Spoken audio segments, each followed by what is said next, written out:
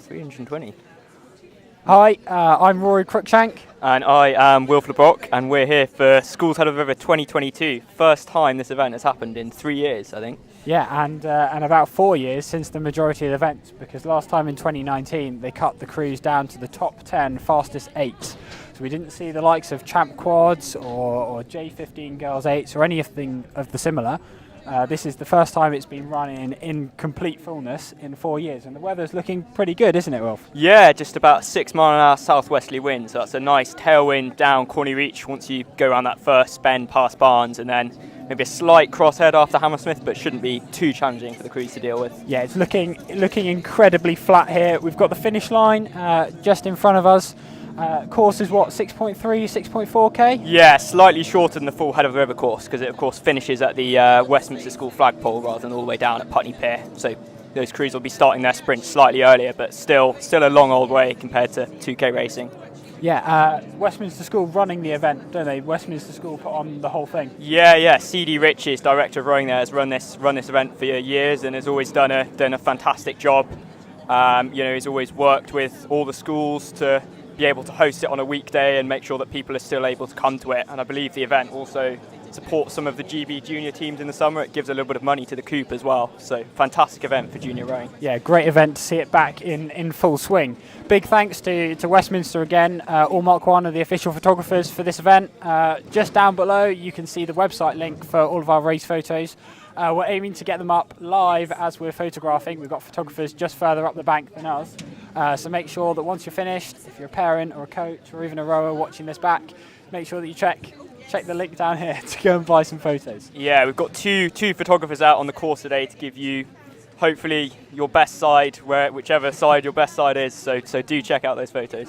Yeah, definitely. It makes all these live streams possible without big old sponsors, basically.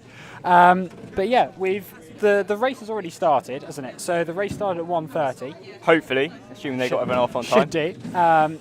But so we're at the finish line, so we'll see the crews in roughly 15 minutes time. So if you're wondering where the rowers are, they're currently working their way down the course, and we're based at the finish line. So when they get to us, we'll cut to the rowing.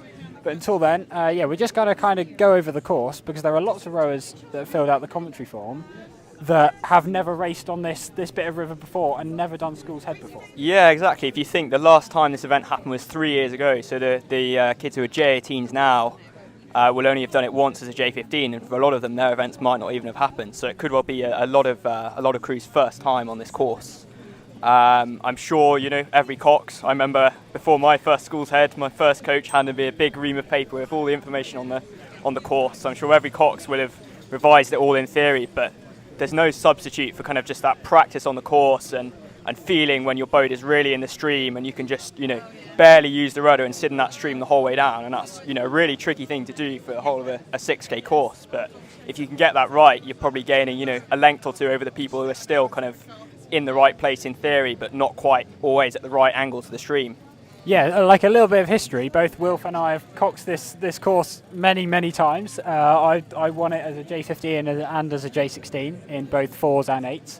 My best was only a silver in J16 Champ 8s a good few years ago. Had a fun old run down the course there. Caught up some of the 3rd 8s, I think, so we were sort of shouting at them to move out of the way. But that's the fun of head racing. Yeah, definitely. It's a big old course, and it is a bit of a weird one. You've got such massive bends. But actually, the rudder hardly gets used at all. The river kind of takes you around quite a lot of the corners. Yeah, if you get yourself in the right place, you can be so gentle on that rudder, but you've got to be on it. There's a few points where it does turn a bit. I think I'd say coming through Barnes and coming through Hammersmith, you've got to be aiming in the right direction. I think that Hammersmith bit is really key. It's easy to see that second lamppost that everyone says to aim for and just head straight towards it, and then you're out the stream. And actually, coming this direction, you want to be following the curve of the river, and then you want to be going over to the Cox's right towards that red buoy next to Howard's after it, and that's quite a tricky bit to get right. So yeah, you're gentle on the rudder and you're letting the stream take you, but also you've got to be on it and make sure that you're not getting pushed out of that stream as well. Yeah, so we're roughly like 6 minutes into the piece, so they're probably coming up past Chiswick at this point? Yeah, maybe Chiswick not quite there. Chiswick Pier, so they'll be getting that nice tailwind down Corney Reach at the moment. Few miles an hour of tailwind, nothing too challenging, but they'll want to be getting in sharp in that tailwind. and then as they come around that bend, it's going to be a bit more of a crosswind and a crosshead. Obviously not too challenging a wind today, but doing such a long course with big bends, there's going to be, you know, some very different sections of rowing, and when you do get past Hammersmith and get that headwind, it's a real challenge to kind of keep your rate up and be pushing on into the final third of the race whilst still, you know, finishing off every stroke and getting everything you can out of it. Yeah, definitely. We're still waiting to see. We're doing live. Westminster School have pulled out live results for what I think is the first time in history. Yeah, they've always in the past just had I think a bunch of Imperial students timing it with, you know, stopwatches and clipboards, and it's always been, you know, pretty reliable with backup. But you know, there's the whole working everything out afterwards, and it would often be, you know, a good few hours after the race before anyone had any results. So it's fantastic to see them adopting this, and hopefully we get some information as the crews are coming down the course. Yeah, definitely. I think from my first experience when I was a J14, subbed into a J15 Coxed 4, spent about 5 hours on the water.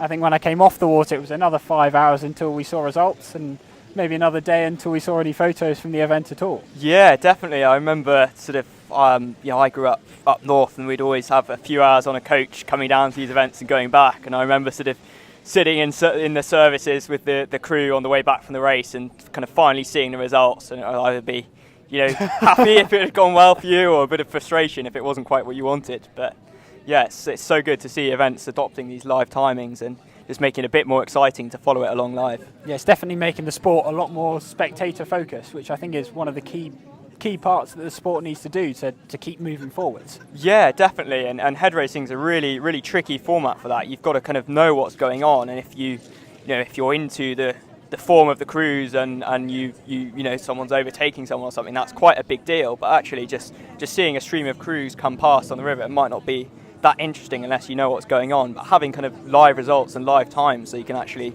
quantify what you're seeing in front of you does add that extra bit of interest to it. Yeah, definitely. So we're roughly 9 or 10 minutes into the race now. So they're going to be coming down in roughly another 9 or 10 minutes. So if you're waiting, you're just waiting to see the rowing, go grab yourself a cup of tea and then come back, because we're going to be another 9 minutes or so until the Champ8s start arriving. Yeah, I think it's a tricky result to call this year. I think as it is every year with school rowing, because there's so many schools that, you know, put so much into it in terms of investment in their facilities and their boats and coaching. You know, that's the really key thing.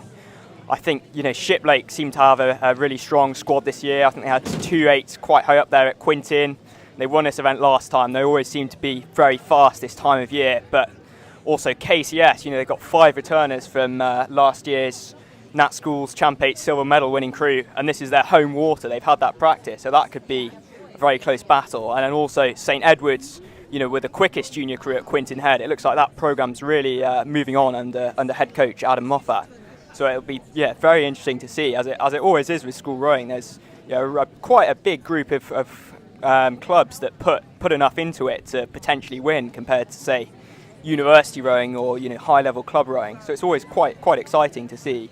Yeah, definitely. KCS are kind of stepping on year. I remember, only 3 years ago they were a relatively small name in the school rowing scene, as in very top end of first 8, relatively lower down in Champ8, and they've definitely made the step on over the last 2 years, and just started taking on the Champ8 scene with a bit of a storm. Yeah, absolutely. I remember when I was last racing as a junior. I think I was something like second last in the B final at national schools, and just beat them for that second last place, and now they're, you know, coming second overall in the country. So yeah, they've moved on so much. I think they've got a fantastic coach in Patrick Duggan who's moved that on so much, and he's also, you know, he's coached some junior world medal winning crews as well. I think we've just got some live. We've got some start times coming through. So we've set off about 7 minutes late. So Shiplake went through the start line at 37 minutes past. So they've only been on the course for about 4 minutes. So we're coming out of Barnes at this point. Yeah, coming out of Barnes, coming into that tailwind like we were predicting they would be at that point earlier on. But now they're actually there. They're coming out of Barnes into that tailwind on Corny Reach, and, you know, you're going to be keeping it sharp there. Maybe your rate's going to come up a point or two. You've got to, you know, keep getting connected. You're moving so fast with that stream and tailwind. You've got to make sure you're getting connected in that tailwind. But it's, you know, probably really nice conditions out there with the stream and just a light bit of following wind. And, you know, you've got that straight there, that first kind of long straight bit. And if you're in the crew, you can see are the crews behind you moving onto you, or are you pushing off them a little bit as well? You get that first kind of check on that. Yeah. Another one that they're really standing out is we've got St Andrews Boat Club from Scotland. Again, like a crew that we haven't seen for a very long time, especially not in a Champ 8 category. No, I believe they were racing in a quad last year in the Forley and got knocked out by Leander, who are obviously, you know, one of the big players in the junior sculling. So it'll be really interesting to see how they do in an 8 over the long course. Yeah, we've seen a lot of relatively new clubs. We've got Methodist College, Belfast, I think, another name that we tend not to see over in like the London rowing scene. Yeah, it's great to see crews making that trip over from Ireland, and maybe it's a sign that, you know, COVID is on the way out, and, you know, the rowing calendar and racing might be getting back towards more, you know, completely normal.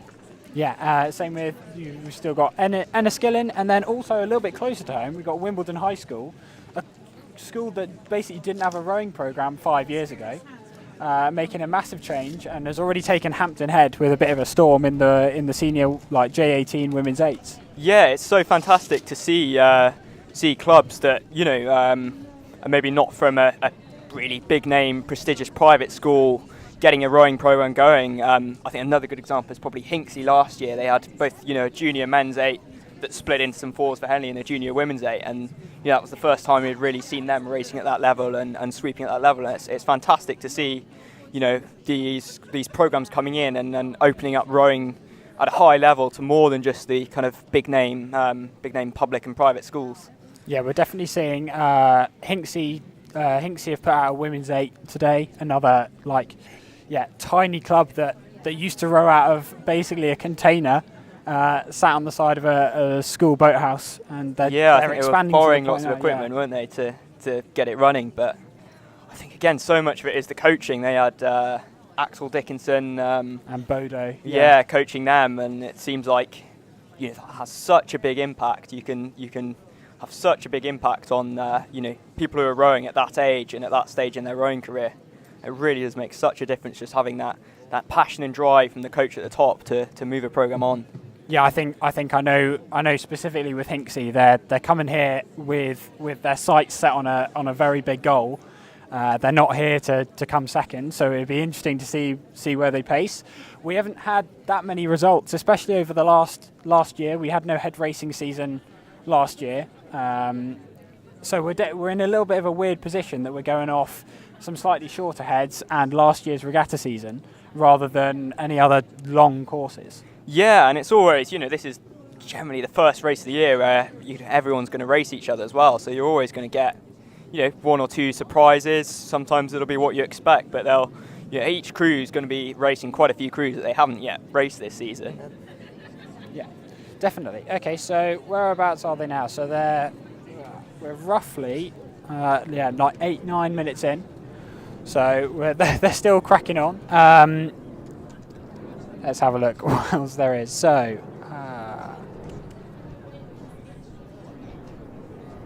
ace. We've also got the return of championship quads this year. The last time we did Schools Head, champ quads was scrapped because of the weather. They kind of selected the top 10 fastest 8s categories and allowed them to race, and everyone else, mixed quads, champ quads, notoriously one of the girls' 8s categories was not allowed to race, although the equivalent boys category was. Controversial. Very controversial at the time. But it's great to see the likes of Leander and Windsor Boys and Maidenhead, etc., being allowed to come out on the river and race quads, which at this time of the season tends not to happen. We know with the likes of Reading Uni, there's no event for them at this time of season. Is all fours head back in last year. Yeah, that's a real challenge for the steersman of a quad, navigating your quad down, you know, a long windy river. I think that the Windsor Boys crew, you know, took a strong win over Leander at fours head, but maybe that Leander crew will be able to, you know, push a little bit closer. They've got Johnny Jackson coaching them, who I know is a, you know, fantastic coach, and he's, you know, got quite a new group of guys, and I think one returner from their quad last year. But it'll be interesting to see if they can, you know, close that gap to Windsor Boys, who've got some very strong scullers. I think they had one sculler who was trialling as an under 23 and was really up there at the kind of senior and under 23 December trials, which is pretty much unheard of for someone who's still rowing at school. Yeah, definitely. It's also got some members of last year's Wallingford Rowing Club boys quad in it, coached by Richard Hawkins. That quad's basically moved onto Leander now, and they've become part of the quad there. Wilf, you're at Leander. How well are they doing at the moment? Are they cracking on all right? To be honest, I don't see very much of what they get up to, so I can't say. All I can say is I know their coach Johnny Jackson. I know he does a great job with them. I'm hearing that you're keeping your cards close to your chest there, Wilf. What else have we got? So we've got we've got some big names coming back, especially in the women's eights categories. We've got Teddies as well, Latimer Upper, and the likes of Headington and Henley. Henley definitely took a really big win at Quintin Head recently, I think, or Hammersmith Head, one of the two. Yeah, they seem to be strong every year, Henley Rowing Club, don't they? But it's good to see some of the other schools pushing in there, because there's been, certainly for so many years there was kind of that Headington and Henley Rowing Club duopoly on kind of junior women's rowing. So it's great to see more schools trying to build up their rowing programs on that side. I suppose there's a lot of schools that were boys' schools and have now gone co-educational, and we're getting more and more girls in and then expanding their rowing program on that side. So it'd be fantastic to see more competition and more potential winners. Yeah, to make it that bit more sheer exciting. Growth of Shiplake girls squad, for example, at Henley 4s and 8s fielded an 8 for basically the first time ever, and of course returners from the Diamond Jubilee that won last year. Yeah, no, they won that quads event last year. I think it's great to see that a school like that, which has put a lot into their boys rowing in the last few years, is doing the same for the girls now. And actually, I think they were trying for years to try and win the PE, win that kind of junior boys event at Henley, and actually the Diamond Jubilee was the first event they managed to win at Henley. So fantastic for that club, which I think is so well supported by their school. They've got the new boathouse there, and they seem to get a lot of fantastic equipment. And again, they've got some fantastic coaches in the likes of Dave Curry and Hugh Mackworth-Praed. So yeah, definitely. All right, so the crews are roughly coming up to Hammersmith Bridge now. As we're coming into Hammersmith Bridge, we're looking at taking it slightly tighter than we have in previous years. Every single year, the stream seems to still be moving over to this side. Yeah, people will say all sorts of different things about the river silting up and moving round, and when it gets really full of water, the kind of channel of the deepest stream changing. I think you've always wanted to be, once you're past Hammersmith, you want to be over to the Surrey side, over to kind of the outside of that long bend, because that's where the stream is, and everything over on the other side towards Fulham is really, really flat. But yeah, that's a key bit of steering to get right, is kind of staying, there's kind of a line of navigation buoys down the river, and you want to be quite close to that line of buoys, because that's next to that is where the channel with the the deepest water and the stream is.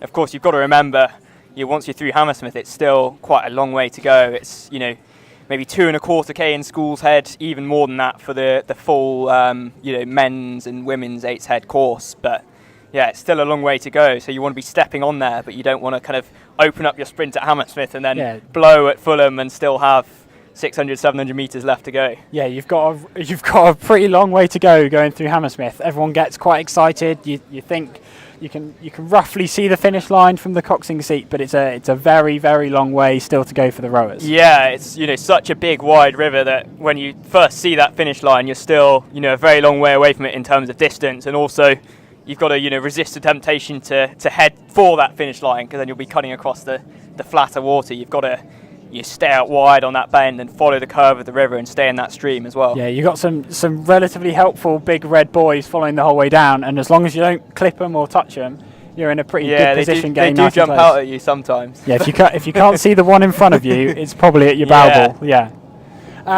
Awesome. So yeah, we've got Shiplake probably about a minute past Hammersmith at this point, so they're going to be coming close pretty soon. Yeah, we've got a few relatively weird categories here. We've got mixed quads, which you tend not to see anywhere else within the rowing circuit. It's a bit of an odd one that School's Head do every single year, and yet the category is relatively big. We've got Well, at least 10 or 12 entries into mixed quads. I think it's a great category to support kind of if you have a very small club that doesn't have that many people rowing and you just want to race on this course. And also, I suppose, if you're a bigger club and you've got kind of your boys 8s and your girls 8s, or your boys quads and your girls quads, and then you've got some, a few people left who haven't quite made it into those crews and who might just be left on the bank, you can put them together in a crew and you actually get the chance to race on this course. So I think it's fantastic to see stuff like that. Obviously, it's kind of also interesting your strategy of your seating order. Do you put kind of the two men who are probably physiologically a bit stronger in the middle, or do you do something else? Yeah, so we've just heard that the first crew is slowly coming into sight. As soon as it's on our race cameras, we'll cut to those. Shiplake coming past Fulham at the moment. If you're a J15 going into a race like this, usually you've got the J16s, 17s and 18s above you telling you how long it is, how grim it is waiting at the start line. Especially if you're in a J15 girls second 8, you can be on the water waiting for over an hour, sat completely still. Yeah, I think luckily it's not too grim a day today at all. It looks like it's pretty nice conditions out there, just a light bit of wind, and it's quite warm. It really feels like, summer's on the way, spring is definitely here. So, I wouldn't mind sitting around waiting up at the start for a race like this. I think, if you get on well with your crewmates, I'm sure they'll be having some good chat and some good fun waiting in that marshalling area, and hopefully, as the tide goes down, not grounding their boats or anything like that. You do have to be careful, but yeah. I'm sure every cox, every crew will have been very well briefed by their coaches if it's their first time on this river, and have kind of rehearsed the plan and what the markers are loads of times, because a lot of crews probably their first actual full run down the course will be doing it in the race. Yeah, Here definitely. comes Shiplake. Here we go. So we're going to cut to the cameras on the race course now. We've got Shiplake still in first place coming down the track. Previous winners of Schools Head 2019. Yeah, it looks like they're holding a pretty big gap over. That is a big gap. Eton there. Don't know if that's just their gap from the start or if they've opened up. Yeah, so off on the start. So they've got just about everything out of the crew there. Bladework's starting to just slow down a little bit, but they've got to the finish, looking pretty strong coming down actually. Yeah, so about a 20-second gap between Eton and Shiplake at the start. I'd say it's relatively close now. We'll see the results. The results are coming through ridiculously quickly. This is amazing. We'll see how Eton and Shiplake have done this Eton as crew, they cross through here. I think very strong on the ergo average. And they look like they're pretty sharp. They're getting those blades in and getting on. I think it looks like Coach Mark Fang Hall, I think he has a bit of help from Robin Williams as well, has really stepped that crew on technically to help harness that power. Yeah, definitely. We're looking, here we go, we've got some pools coming slightly closer towards us than the Eton crew. Maybe 1 or 2 metres further towards our side. Definitely looking very clean around the front. Yeah, Bobby Thatcher always, produces those silky smooth crews. That style of rowing that he coaches is, fantastic to watch. I think we might have lost the live results already. Okay. We can make predictions. I think KCS are looking pretty strong here. It looks like that boat is moving on there. Yeah, definitely. So we've got 7 returners in this. I think it's five returners from their Nat Schools silver medal champion of last year, and 7 Nat Schools medalists in total. It's their home water as well, so they're definitely ones to watch. With 4 of that crew already being recruited to the US, we've got Oliver Shane-Law coxing the Teddy's crew coming down here. They train out of Godstow in Oxford, only 1,800 metres long, their bit of river. So, yeah, a bit of a big one. Better be good at their tap turns then to get practice in for a race like this. Indeed. So, this crew is nearly completely new. We've only got 1 returner in the Radley crew coming into the line here.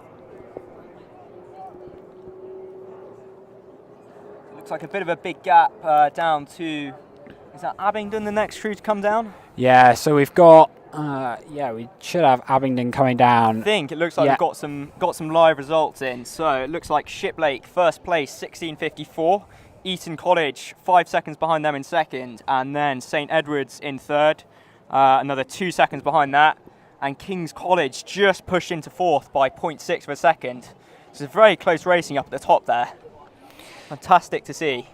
So you got Abingdon, followed very, very closely by Westminster. That's a very small gap there. Westminster definitely look like they're relatively catching. Abingdon might have dropped back slightly. Abingdon are moving on a bit here, but I think maybe Westminster, set off quite close behind and probably, really put in the work in the early stage of the race to try and catch them. And it seems like they've probably closed that gap, but not quite caught them up. Only an 8-second gap with them at the start, so Westminster have definitely made a good shift there.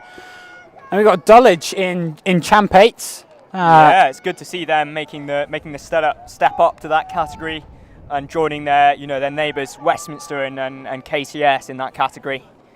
Yeah, definitely. Followed closely by Shrewsbury. Yeah, very big name in the junior rowing scene. They've got some very good coaches there. Athol Hundermark and Sam Grant, is it? Obviously, Athol Hundermark coached those Abingdon crews that won for those consecutive years. So, yeah, definitely. We would be then waiting on King's Chester, but we've got Hampton School. Like I can just see them. I think they might have been overtaken by Hampton School there. So Hampton crew number 13, King's Chester crew number 11. So that might be a 2-place overtake from Hampton. Yeah, we've got Hampton coached by Helen Taylor, used to coach Molesey. Yeah, that crew that made the final of the Brit a few years ago, all juniors. Yeah. Hampton are looking strong. Looks like there's some power going down in that crew. Yeah, so we're missing St Joseph's College Ireland. They didn't make the start, so just a 1-place overtake for them. And we've got St Andrew's Boat Club following closely from Scotland. This is only their 3rd time that they've been in the 8. Okay, they're not looking too bad for their 3rd time. Not looking too bad at all. Definitely. Coxed by Darcy Flockhart. Potentially related to Dale. Flockhart, indeed. Maybe. Who knows? It looks like we've got a bit of an overtake coming down the embankment now. That looks like Reading Bluecoat School, crew number 18, overtaking crew number 15. Latimer Upper. Indeed. Overtaking them on their home water. It was only a 10-second gap between these two at the start line. So they've made a really good push here. That up. I think Latimer have pushed them out the stream a bit there, but that's still, great to be kind of racing next to someone in a head race and feeling like you're gaining on someone, and then you actually get next to them. You've got that carrot dangling in front of you, and then you actually go and catch them up. Yeah, so we've Another got 2 crews side by side here. Is that Aberdeen? Maybe? Yes, we've got Aberdeen St George's. Yeah, and St George's. St George's looks like they've overtaken Reading Bluecoat then. So these two schools have produced a couple of rowers. I think you won under 23 gold medals last year. Miles Beeson from Aberdeen and Mikey Dalton from St George's. Yeah, they've got some good ones in it. Yeah, definitely. We've got a Belgian in the St George's boat. Apparently, the first Belgian to ever row for St George's, but he's in the Belgian trial system. Indeed. This looks like Enniskillen coming down to me. Yeah, Enniskillen made the trip over from Ireland. Great to see them doing that with COVID still being something of a thing. Yeah. And following them, Norwich School. Looks like Enniskillen might have overtaken Norwich there, but I think Norwich had a few late changes to their seating order. I think they've moved Kit Whitaker up to the 2 seat. Incredibly technical athlete there, just moving him up there to balance the boat and set it up for the big guys in front of him so they can work hard. Yeah, I think they've definitely been storming it down here. I can see their puddles moving back pretty quickly. We've got a lot of crews coming down now. I can see Pangbourne College coming through. They've got a new director of rowing, Charles Waite Roberts, just started in that post this year, alumnus of the school himself. And then we've got 2 crews side by side, London Oratory and Monmouth, it looks like. It looks like Monmouth moving through London Oratory there.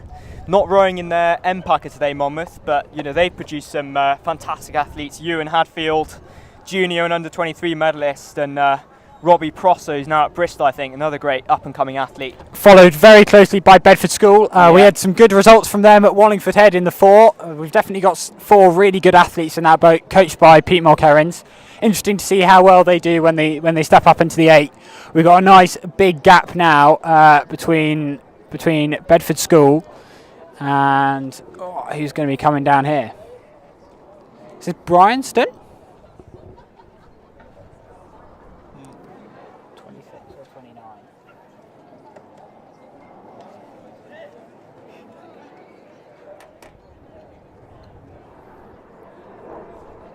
Yeah, that's Rhinestone. So Jamie Pollock at stroke says his brother is racing with the GB under 23s, so rowing running in the family there.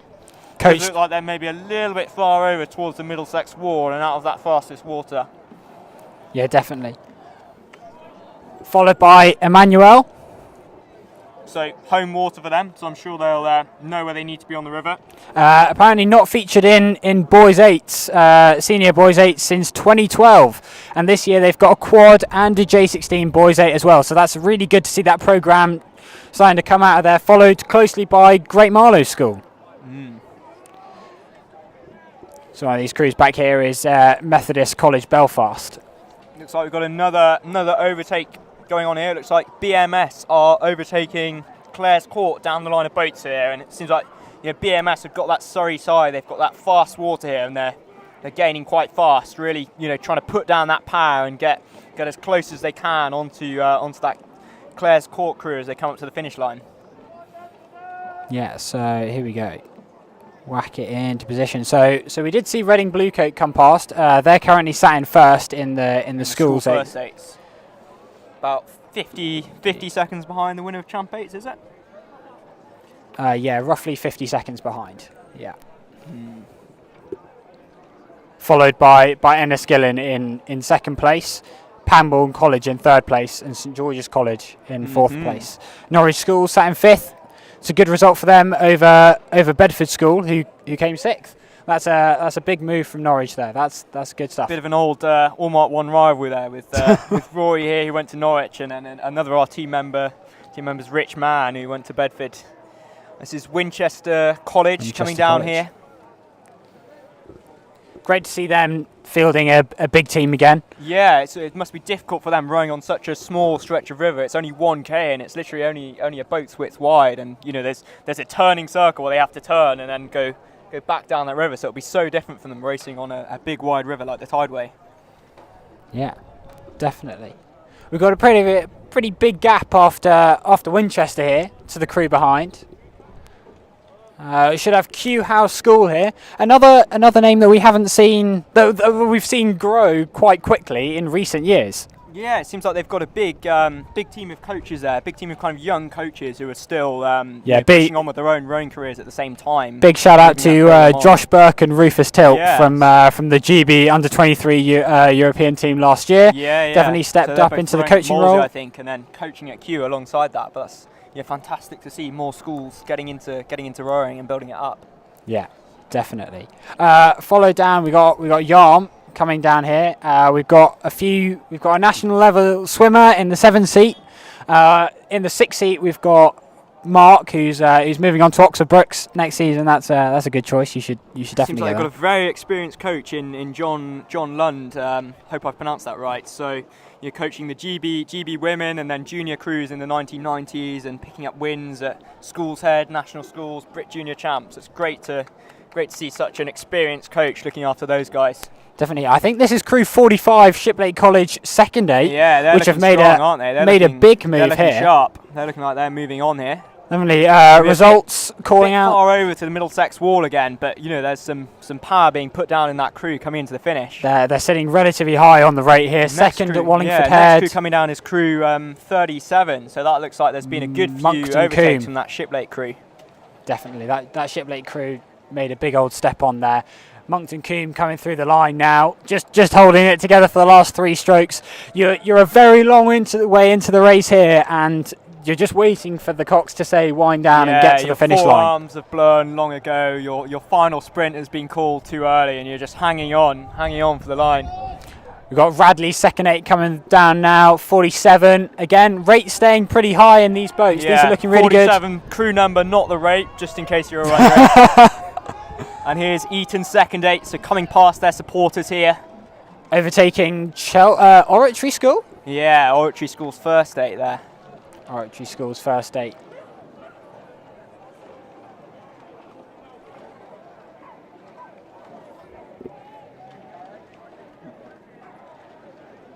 So crew number 43 coming down now, Hills Road, Sixth Form College in Cambridge. So another crew who we probably haven't seen racing at school events in the past, but they're rowing out of Contenders Rowing Club, so another crew that's fantastic to see getting involved with rowing. Here we see the infamous Shiplake 38 coming past now. Yeah. Again, in this big patch of boats, you must be having a tough time to kind of keeping your boat nice and flat when you've got this many crews around you. Three crews coming down side by side here. Looks like there's a St. Paul's. Is that St. Paul's 38 that's closed up to Shiplake there? We've got and then we've KCS boat. Yeah, KCS. Is that a 38 now? KCS? Yeah, with the crew changing a lot, especially when you get into the second 8, third 8 categories. You've got a lot of athletes that are in and out of boats, and maybe you have to substitute some people in now and again. Yeah, I've just realised I'm a bit uninformed. So it seems like the school third 8 category no longer exists. So those third 8s now have to enter the second 8 category and compete with those second 8s. So we've just had a whole mix of those coming down. So it'd be interesting to see if any of those third 8s manage to kind of knock off some of the second 8s and maybe even get into a medal winning position. Yeah, let's take a look at the times as they come in. Got a relatively big gap again here. Is this Shrewsbury coming down in their second 8? Yeah, it looks like Shrewsbury's second 8 to me. Followed closely by Teddy's. Yeah. Yeah, it looks like these two crews just maybe emptied the tank just a little bit too early and just starting to see blades going up in the air a little bit coming into the line, but they've only got 100 metres left. Just got to hang on for those last 10 strokes and get through that finish line. So Shiplake are currently taking the win in Champ 8, second 8, and provisionally in the third 8 as well. Okay. That's some big results from Shiplake. You don't get a medal for that third 8's win now, which is, I guess, a bit of a shame. Obviously, it's not always a category that gets that many entries because there's not many schools that can field that many crews. But if you are that third 8, it's a bit of a shame if you don't get that reward for your hard work at the end of a long winter. This looks like another Dulwich crew coming down now to me. Dulwich's second 8, looking pretty strong there. Dulwich crew, followed by a purple crew, 44. Cambridge 99, is that right? Cambridge 99 Rowing Club. So it's great to see a club that we don't always see fielding a junior men's 8 down here racing. Cool. Another relatively big gap. We can see the pile up of crews starting to happen down at Putney Bridge now. We've got at School's Head, we all spin before the bridge. Women's Head and Men's Head, we kind of go through the bridge. So this is definitely a big marshalling job here to try and get everyone round. If you're rowing on one of those boats, you're going to be absolutely blown at that point, and you're just going to want a rest after the finish line. But you've got to be on it, getting the boat turned round in that strong stream. Looks like we've got a second 8 from Reading Bluecoat School coming down here. Maybe just going a little bit too far over to that Fulham wall, but. Got a big crew here on our commentary notes here that 50% of the crew is over 6 foot tall. As a junior crew, that's pretty big. That is good. 6'5" from 3-man Sam Deacon there, and then they've also got a bronze medalist at national schools in the J18 Championship Cox 4s in the 5 seat. So very very strong rower to lead that crew with some experience from the 5 seat. Yeah. Definitely, we've got whoever's filled in this commentary form is a big fan of Bowside. We've only got commentary information for the Bowsiders. Very good. We've got Bedford School coming down now in their second 8. Crew number 56, Bedford School coming down. Yeah, blade work looking pretty tidy there as they come up to the line. Just got to get that last bit of power out before the finish.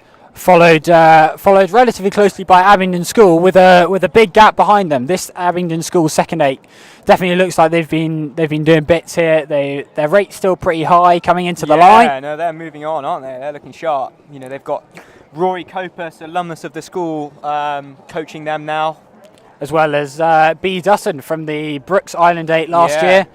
So definitely got some great experience, some Henley winners coaching them there. I'm sure passing on some great wisdom. We've got St George's College coming down now, crew 59. So, I'm guessing that means they've overtaken the King's School Chester, which obviously, as an alumnus, I'm very upset about. But they're looking strong, moving on towards the line. Only 100 metres left to go. Yeah, so St George's College have made a good step on here. They started 10 seconds behind King's Chester, and King's Chester are coming in, another 10, 15 seconds behind them? Oh, maybe even more. sad to see it, but yeah, it's a a good 10 lengths or so there. That's a great result for them. Overtake for especially as a second 8 crew. They row out of a relatively small shed on the Walton stretch. Yeah, that's a great result to see. Not 1/8 but 2/8 out of their program, and the second 8 doing great. It's fantastic. Just end of the winter training block, seeing all that hard work over the winter pay off. Here come King School Chester now. So they're coached by Matt Jump. He's the head coach there, and then director of rowing David Black, and got lots of kids rowing at that school. I think 170 now. So so many kids enjoying the sport at that school. It's a fantastic stretch of river, the River Dee there, that they train on. It's like another big gap here.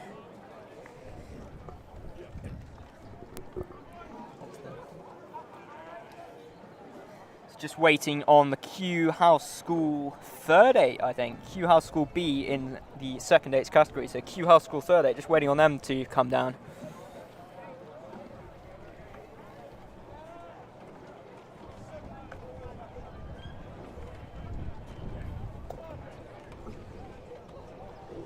Great. Just pulling up the stream on our phone next to us.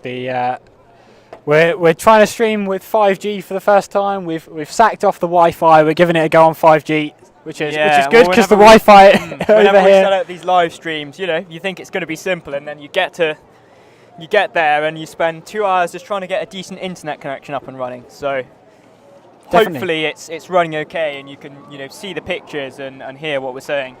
We've got Q House School coming down again now. Great to see them fielding a second 8. Yeah, it looks like they might have just had a bit of a crab there, but now they're really stepping it up to the line, cranking the rate up and getting those last strokes in before the line. I do feel rough for everyone in the bow 6 there, with the stern pad a little bit of a wobble, and they're making up for it by jacking the rate, and I'm not sure if the bow 6 are ready. We've only got a few more strokes to hang on.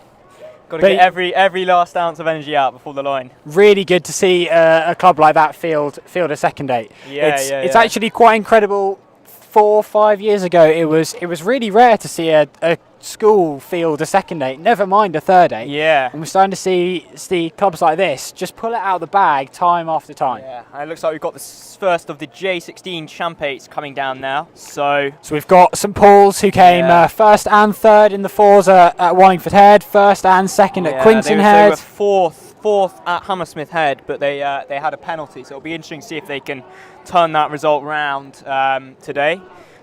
One place ahead of them at Hammersmith Head was Westminster, who are just coming down now. It looks like they might have closed that gap a little bit.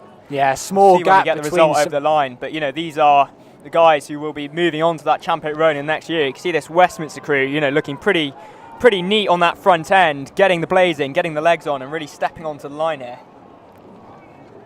Yeah, definitely a bit of a gap between Westminster and Eton's J16 8 coming down now.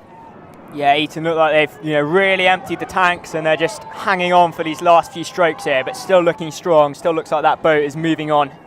I think they won the J16 8s at Hammersmith Head, so it'll be interesting to see if they can repeat that performance today at Schools Head. We got Latimer getting chased down by Radley here. We got Nick Lawes' boat coming down from Latimer. Local crew staying on a good line here, nice and close to the line of boats, staying in that stream.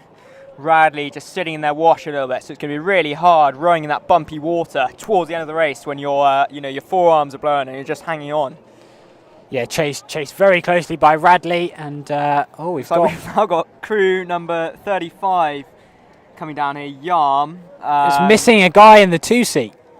Yeah, seven We're missing Ollie Holmes, the J16 in the 2 seat there. It's a rate a little bit lower than what you might expect, but just getting down the course safely. I hope whoever was supposed to be rowing the 2 seat is okay. That's right. Yeah. And now it's the first of the junior quads coming down here. So you've got Windsor boys.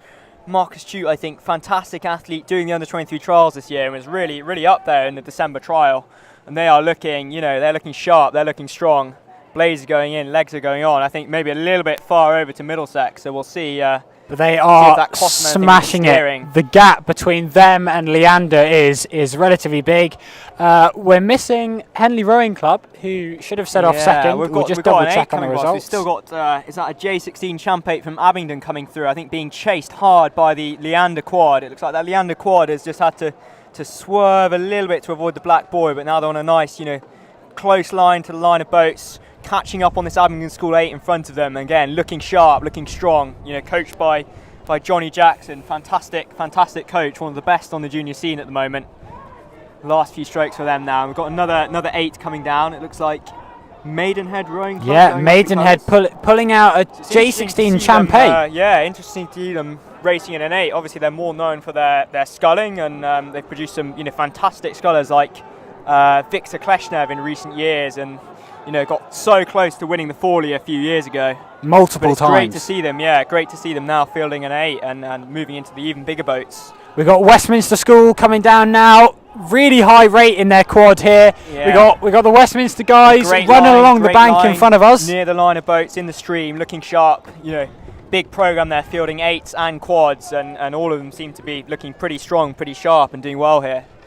So clearly, head coach Josh Butler, and I think he's helped by Matt Harris and some others, doing a great job with those crews there. Yeah, I definitely. think this looks like King's School Chester, crew number 69. So King's School Chester J16 just coming through the line now. And then we've followed got Clare's Court overtaking Dulwich College. Dulwich's J16 there. So Clare's Court's quad overtaking Dulwich's 8. Dulwich's 8 just pushing them out into the middle a little bit and probably out of that fastest water, but they've still managed to move through. Cool. We got ball A's coming down now. Guys got bronze at Nat Schools and silver at Brit Champs last year, and then got 8th at Ford's Head this year. A name that kind of comes in and out of the junior champ quad scene. Yeah, I mean they won the Forley a few years ago, didn't they? And they're focused on that sculling, but it's great to see a state school like Ball A's performing at that top level in rowing. Yeah, we've got a massive block here. We got Marlow coming down. We got York City coming down, and King's Worcester. And Worcester have produced some athletes who've gone on some great things in recent years, haven't they? Henry Miles winning the PA with UL, and then I think they had, I can't remember his name. We had rower winning the Thames Cup with Thames Rowing Club. Yeah, definitely. We've got there's a big bunch there, followed by a bit of a gap after Hartbury, leading on. I think this is Nottinghamshire County Rowing Association. Notts County must have overtaken famous, Kingston. Rowing club from the 1990s, famous for their bright green kit, which I hope you can see on the camera now. But they've rebooted that club in recent years, and it looks like they're really going for the line, into the line here, looking sharp, getting that rate up, getting that final sprint down. Definitely, we've got next up we've got a Hinksey quad, a Kingston Grammar School quad. Yeah, so Hinksey so strong George in the Watson's sweep quad last year, but 3 crews coming by really close here. It's going to be a real challenge for those steersmen, in the quad, steering with your foot to keep apart from the other crews and negotiate your way through those crews. But it's good to see that there's no pile-ups so far. Yeah, indeed. Just see if we can get the results to refresh so we can see how the quads are doing.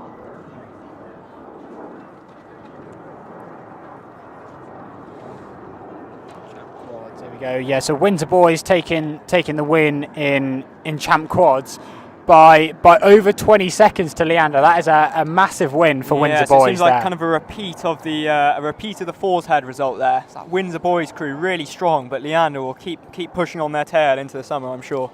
So we've just had Molesey past us and George Herriot's number 87. It's great to see crews making the trip down from Scotland for this race. It'll be their first time on this river in a few years.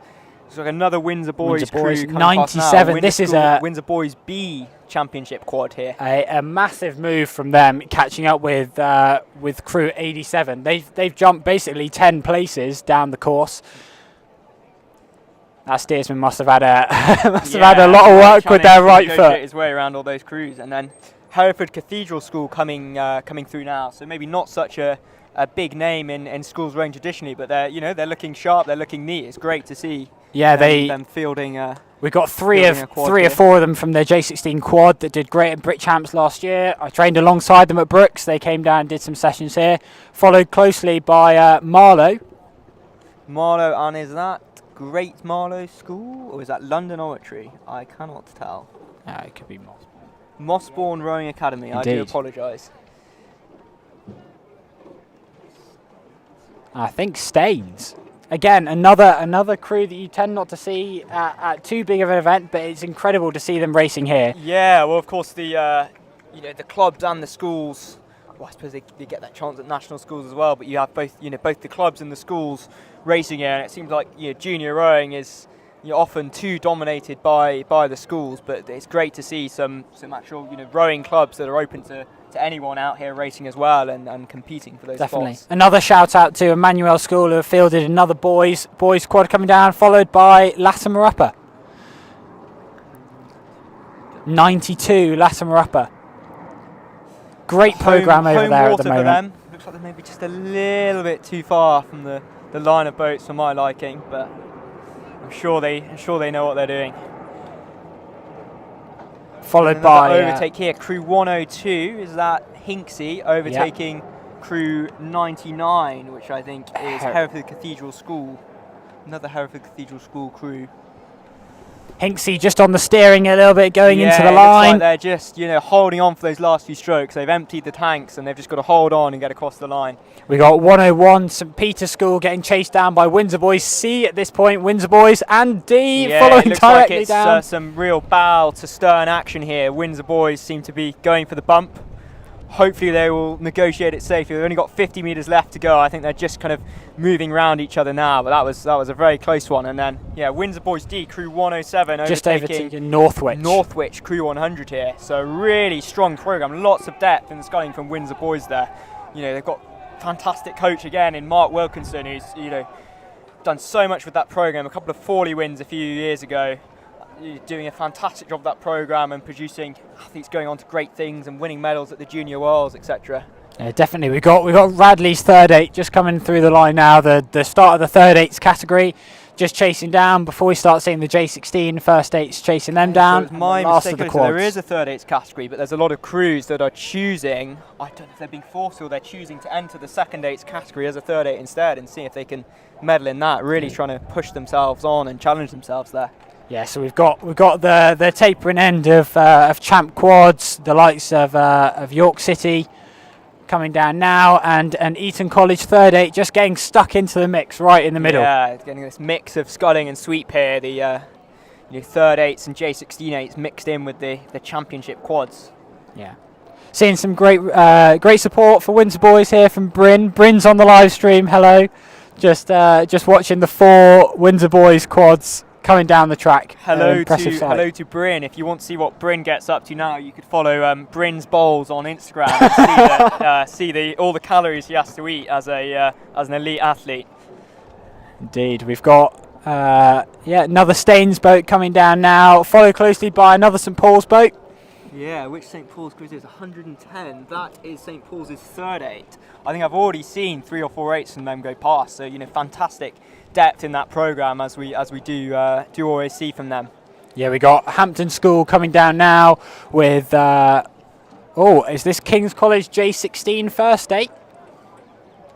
I think it is. It could be. So this is the J16 first eight starting to overtake the tapering end of the third eight. We tend to see at the third eight category, you sometimes get some J16s just hopping in to fill some seats in these categories. Yeah, it's interesting because of course schools that organise will say the third eights category is not to be used as a category to put your J16s in instead to let them win something. But of course, if you're not a huge programme and you have maybe you have your first eight and your second eight and then your J16 eight and you have some people left over, you want to put them all together into that third eight. So you get a real mix of different crews here and different ages. And then a relatively big gap between this crew and Radley's fourth eight, I think it is, followed by, is this a Bedford School?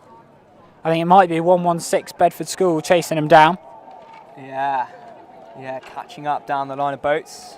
Looks like Bedford are just kind of starting to move out in case they're going to get round them. I think there's probably, third of event clear water there and 150 metres left to go, so they're probably not going to get the overlap, but really pushing onto them, moving a few places up the field from Bedford there. Followed by Reading Bluecoat coming down in the J16 first eight, 114.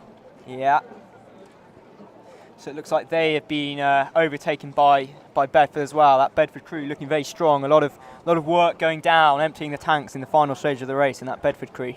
Yeah, definitely. Emmanuel coming down after these guys. Great to see like another 8 coming out of Emmanuel. Like a big change in their program this year. On their home water, but a smaller club, not with a huge fancy boathouse. But yeah, great to see them fielding so many 8s on their home race here. Definitely. I know that reading through our commentary form that we had earlier, I know that one of the Emmanuel athletes today is in the Emmanuel School Musical this afternoon. So they're actually going to pull into the bank just up here. He's going to hop out and hop on the train to the musical. Well, I've got to say, they're going to paddle really back with 7. To see that. You always hear these complaints from coaches that they have, they have athletes who are into their music or something like that, and they'll miss a week of training because they're doing a performance. So it's fantastic to see someone with diverse interests doing their race and then going on to their musical as well later this afternoon. So we've got 118 Team Keen coming past now. Again, bit of home water from Team Keen. Yeah. Looks like they may be a little bit far off that line of boats again. I suppose they're based kind of up at the other end of the tideway, so there's a good chance they will go rowing up towards Richmond on the kind of better water at that end, and they might not actually have been down to putt that much, especially with Hammersmith Bridge only having reopened in the last few months. They have had a great result there though, because we've got Monmouth School who started ahead of Team Keen coming down. So there's 10-15 seconds behind them. That's a really big shift from the Team Keen lot if they've started behind the Monmouth lot, especially with the Monmouth lot with the 6-7 bucket and the high rate coming into the line. Yeah, we've got to get those, each person in the right seat for them, kind of rhythm and technique wise. So that's why you might bring in a bucket like that. Yeah, definitely, really mixes it up. So we've got a bit of a gap here coming down. Just a reminder, all of our race photos from 2 different locations, we've got 2 photographers on site today, are already available. If you just look at the little link down below, SHORR.AllMark.one, if you type that into your web browser, it'll take you directly to the photos page. We should have photos going live already. Bear with us, we're trying out some new systems, just making sure that we can really ace it for regatta season. We've got Canford coming down now. J16 first. It looks like they're really trying to bring the rate up in these last stages here, and the bloke was just starting to slip a little bit, but only a few strokes left to go. Yeah. Again, big gap in front and big gap behind. We're definitely starting to see the crews spread out a little bit more now. Yeah, it's kind of past that very, very top end of the championship 8s and the championship quads where everyone's so close, and you start to see some bigger differences between the crews. It's like a KCS crew coming down here, and a Radley crew. I think with Richard Winchester. I think we're looking at the start of J15 Champ 8s now. Yeah, J15 Champ 8s. So they won Hampton Head and came second at Hammersmith and Quintin. So it'll be interesting to see if they can turn around those Hammersmith and Quintin results on the biggest race of the Head season. That KCS crew is giving it some on the rate, especially from the bowerman who they're being chased hard by crew 125 Radley, just about a third of a length of clear water there. Very successful from the bowerman there, who's only just come back from a shoulder injury. A bit too far over to that Middlesex wall, I think. I'm seeing a lot of people go that way. Definitely. We got Pangbourne here. We got Pangbourne's J16 first 8 coming down. Nice. Well, there's King's School's Canterbury. Boats there. Yeah. I think I'm not sure. That's not King's Canterbury. That is Monkton Combe. Monkton Combe J16 first 8 coming through there. Here's another St Paul's crew, another Hampton crew coming through. Crew 129 from St Paul's. So that's St Paul's is J15 Championship 8 coming through there, alongside Hampton's J15 Championship 8, I think. Followed closely by we got London Oratory, I think, judging off their kit. London Oratory, crew 120. So that's London Oratory. So we got 1863 club. I think that is related to London Oratory. Their J16 first 8, and then following them are Teddy's so they seem to have moved up. We got Max Thompson's crew from Teddy's. J15 Championship 8. They've given us lots of information. I think they train up to 6 times a week in Godstow and Oxford, so that short stretch. And we've got some backseat coxing from the bow seat. Apparently, bow likes to yell at the cocks, and they managed to snap a boat last year. Incredible. And followed closely by Latham Rapper. So we've got pretty much the same crew that came third at Hammersmith Head. Hang on. I think you're reading out the info about the goals there, Roy. That's crew 1 to 7 from last month. This is a J15 Championship 8. So we've got no information on this crew. No information on them, but they're... Followed by Dulwich. Yeah, it's Dulwich crew looking strong, looking like they're moving on to the line. You can see they're getting their legs on there, trying to get everything out before they get to the line. We just started to get a little bit of rain up here at the finish drizzle. line now. Nothing It's still too bad, I don't still think. a pretty good day. Hopefully all our equipment will hold up and won't pick up too much. We've got Abingdon really chasing down the crew in front here. Yeah, the King's Canterbury crew. J15 Championship 8 chasing, yeah. Is that King's Canterbury's J16 Championship 8? So that Abingdon crew moving up potentially 10 places there with overtakes. It's followed by Wallingford Rowing Club. Pretty impressive to see them in an 8, especially over the last few seasons. We've seen them really do pretty well in the sculling scene. Yeah, it's good to see them. It's twice as many athletes, and you need a cox and you need the boat. So it's really good to see a rowing club like Wallingford moving on into fielding a junior men's 8. Is this another Eton crew? It is Eton College Eton J15 Championship 8. So I think Eton only start rowing properly in the J15 year. So this will be these guys' first proper year of rowing here. Definitely, Probably and then first time down this course. Then a big old gap before we're expecting King's Chester's J15 8.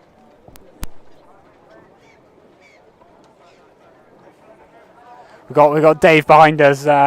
About to shove the lights away inside. The rain has started to hit down on us now. I'm going to go grab my coat. Started the day with the sunglasses out, ready to go, and I think we're looking like we're now needing the raincoats instead now.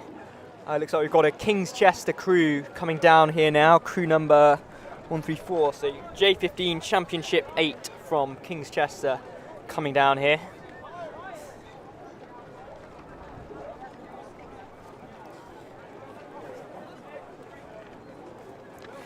So yeah, my old school there. Better give them a cheer, but I don't want to shout down the microphone and blast all your ears out. So another big gap after that. I think we should be expecting the start of the Championship Girls 8s now, with crew 135 Henley Rowing Club heading towards us.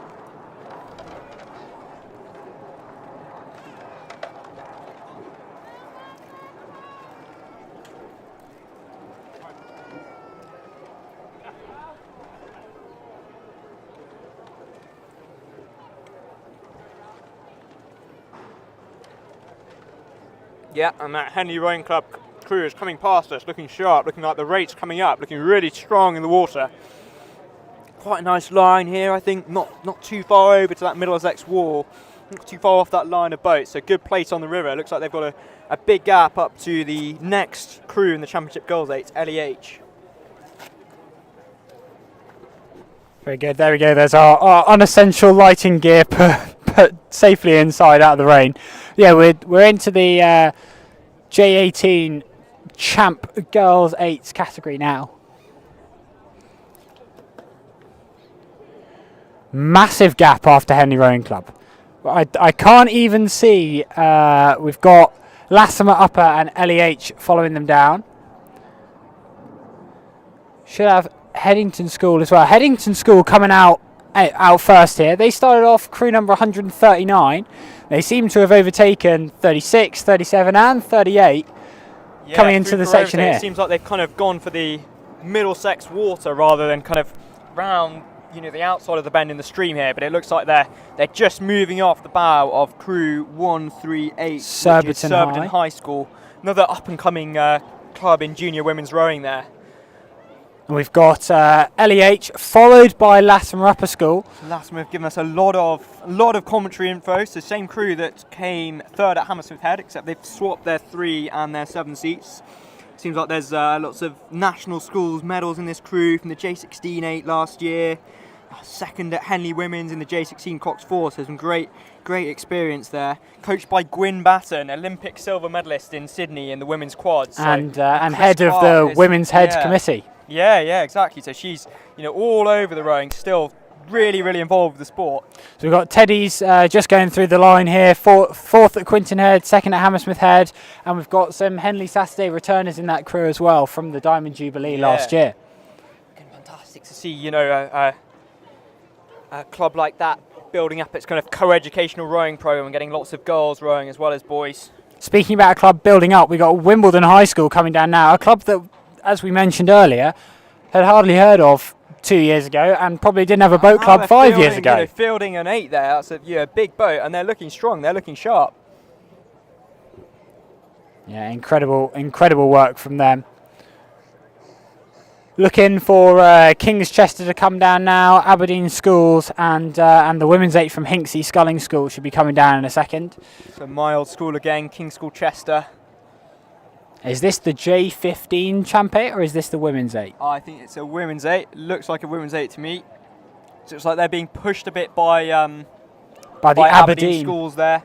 Aberdeen Schools just, you know, staying over towards Surrey, towards that line of boats, towards that fast water. I think that's crew 1, 4, 5. No, sorry, that's not Aberdeen. That is St Paul's. Black kit, getting confused. That is St Paul's boys J16 second 8 catching up on the King's Chester women's 8 there. So it looks like we've got a bit of overlap between some of the girls' 8s and then the J16 second boys 8s. Got an Eton crew coming down here, looking very strong, putting in those final strokes before the line. And here is the Aberdeen girls crew now. Nice line over towards that line of boats rather than being out towards the wall. Getting chased down by Hinksey Sculling School here, coached by Bodo, and we've got another great up and coming club. Definitely doing like a lot of work here. They're putting in a lot of effort to really make that club a bigger name. I think we saw them racing in the junior women's 8s at Henley Royal Regatta last year, and it was, you know, one of their first times racing in an 8, and they managed to, you get through a round and have a really strong race there. Smashed it, they're saying, and they've got loads of people in the crew doing GB trials. So absolutely fantastic to see a club, training from a shed and boating from a trailer, moving on and producing results like that. Radley coming down. They've bumped up a lot of places. They started 6th in the J16 second 8s, and they finishing 2nd or 3rd in the order. Yeah. Followed by KCS and Westminster. Westminster really cranking the rate up here.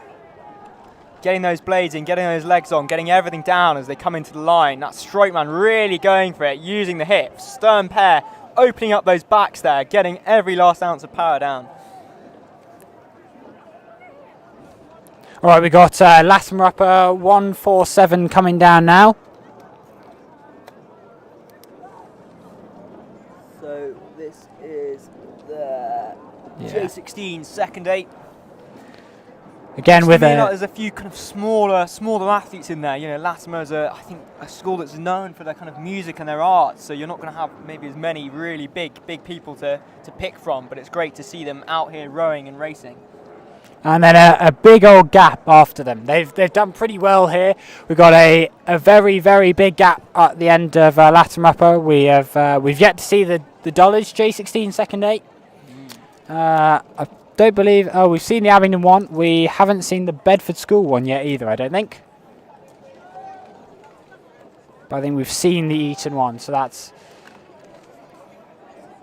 impressive work. We're just watching some of the clubs paddle back now. We know that a lot of them boat from St Paul's, especially if they're one of the Basher schools. So we've got Hampton paddling back, Abingdon paddling back, and then we've also got the likes of Latimer and Emmanuel paddling back to their own boat houses. It's a pretty long way for Emmanuel to go.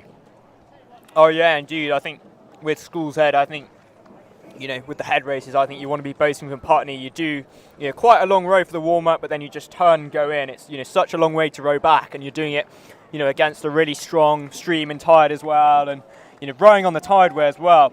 Half the time you get to the end of the race, and then someone's saying, their back's gone, and you've got to rest them out, and then often you can end up rowing back with 6 people. So yeah, it's a long old way to row back after this race. Crew 152, Abingdon Schools J16 second 8 coming past now. Yeah, Abingdon fielding lots of 8s this year, as they usually do. I remember last time Schools had happened, it was very windy, and they, their risk assessment said it was too windy to load the trailer and come down here. So it's great to see them back out here racing again. One of those kind of heavyweight names in schoolboy rowing. Definitely. We've got some crews starting to paddle back now. Henley Rowing Club on their way back after what is an incredibly impressive win from from them. And then we've got Bedford School. And that's the Eton College J16 second 8 coming down now. Might be Eton's J16 third 8, I think yeah, J16 third 8. I've got to say, I hate to keep saying it, but both these crews, I think, too far over towards that Middlesex wall and out of the fastest water here. Definitely. All right, so we're coming towards the end of the J16 second 8s now. Start to at the end of Dulwich, who are coming past now. We're going to start to see the beginning of the girls' first 8. Yeah. Just off that end of the J16 second 8s now. We've got Dulwich coming in front of us, and Emmanuel coming past in the J16 in the school's first this girls' Emmanuel crew looking good to me, looking strong, looking really strong. You know, they're catching up on this boys' crew here. They're looking neat, looking strong, and taking a really nice line, tight to the line of boats in that fast water. You can just see the effect that's having. That Cox is putting them in the perfect place to catch up to that Dulwich crew. Ros so really good work in the coxing seat, who's doing a great line, tucking relatively over to this side. We've got a load of like J16s in that boat as well. It's great to see a club just pull all of their athletes together and see what they can do. No, I think this might be the first Tideway Scholars School crew we've seen today. Obviously, they won the junior boys quads at Henley last year. Don't think we've seen a junior men's quad from them today, but they've got a junior women's 8 looking very strong here. I think they were racing a couple of days ago in the women's head and came something like 35th or something as a junior 8, which is, a fantastic they've overtaken Putney High School just coming into the line there. So yeah, great to see Tideway Scholars field a junior women's 8. Breadstick.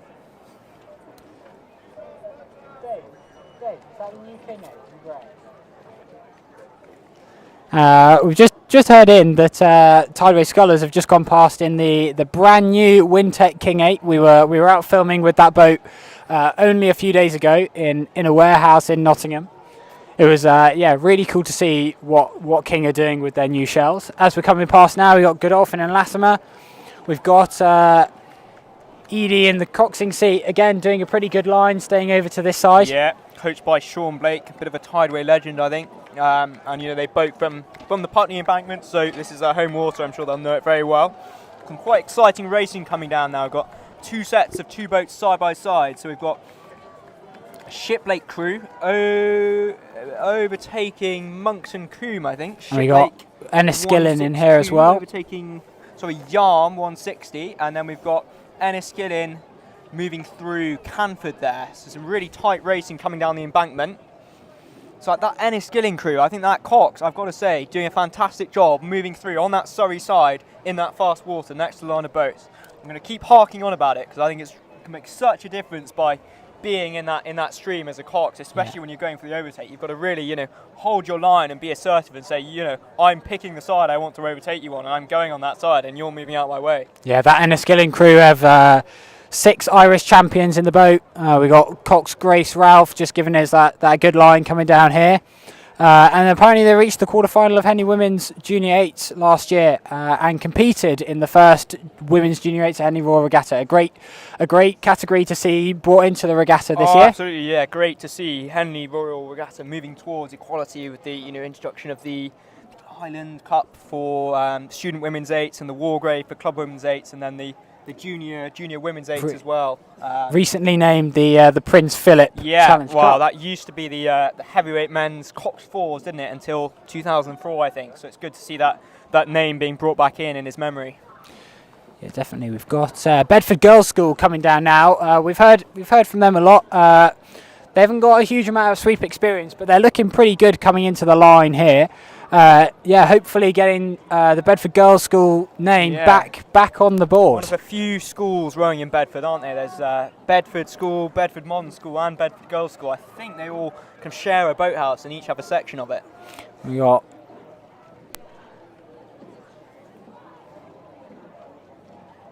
Is this the King's School Worcester? I think it might be. Yeah, 165 King's School Worcester. Again, great to see them fielding a whole women's first 8. Often see them racing in quads rather than 8s, so good to see them moving into those bigger boats.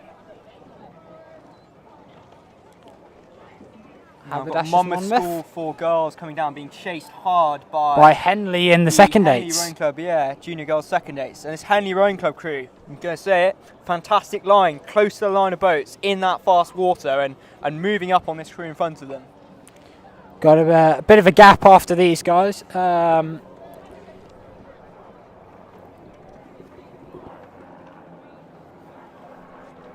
We've got the Wimbledon High School second eight coming down now, crew 169. They're looking incredibly sharp coming into this line here. They've definitely made a good move on the crew they're sitting in front of here. 167, so that's two overtakes there. Yeah, they're sitting up on Canterbridgian here.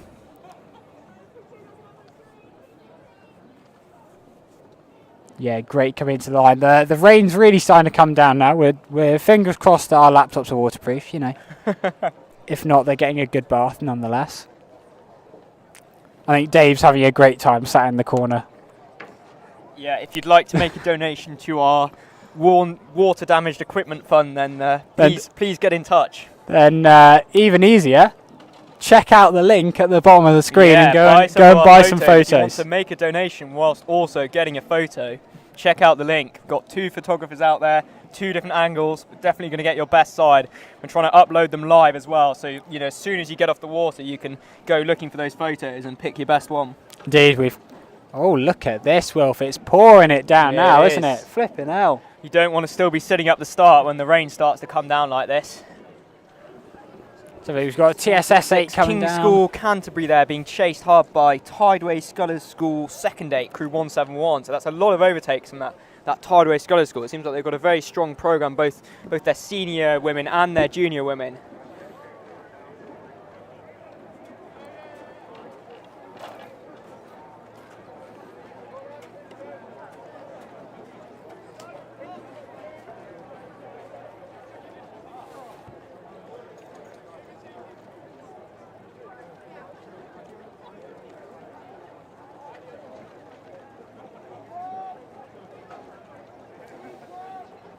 Now I've got the King's School Chester girls second 8 coming down here. Looking strong, putting in that final sprint. It seems that they've probably overtaken Canford School. And we're waiting for Canford School to appear here. I think still a little bit too far over towards that Middlesex wall to be in the fastest water, but they're looking sharp, they're looking strong.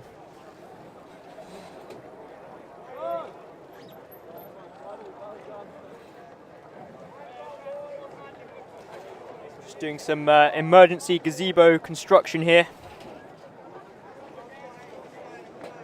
Rain is starting to come down. It's not chucking it down, but it's a little bit stronger than drizzle now.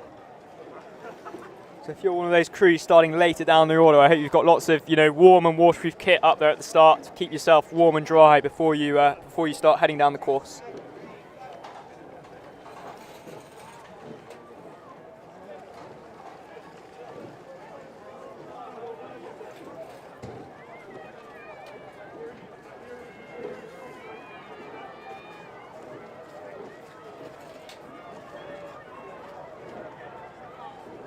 Looks like we've got another overtake going on here. Another overtake. So that is crew 177, J15 boys first 8 overtaking 175.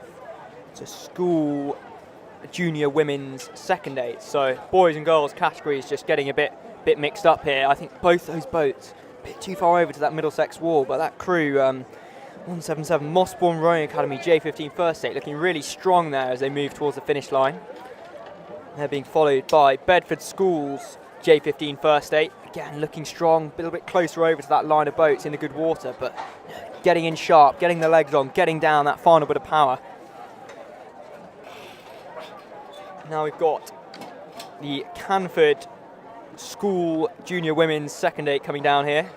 They're giving us some information. 2 members of the crew had never been in a boat until September this year, so it's fantastic to see people in their first year of rowing, racing in these J16 events. You've got people who've been rowing, up to 5 years in these events that you're competing against. So fantastic to see them stepping up to that level in their first year of rowing.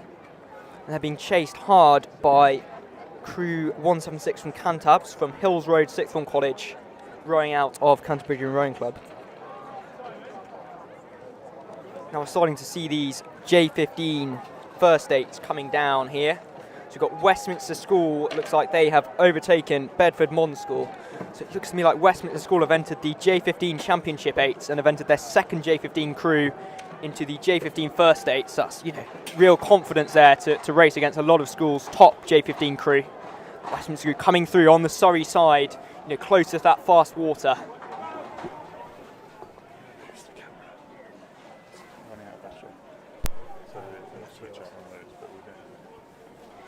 St George's J15 first eight, another strong looking J15 crew here.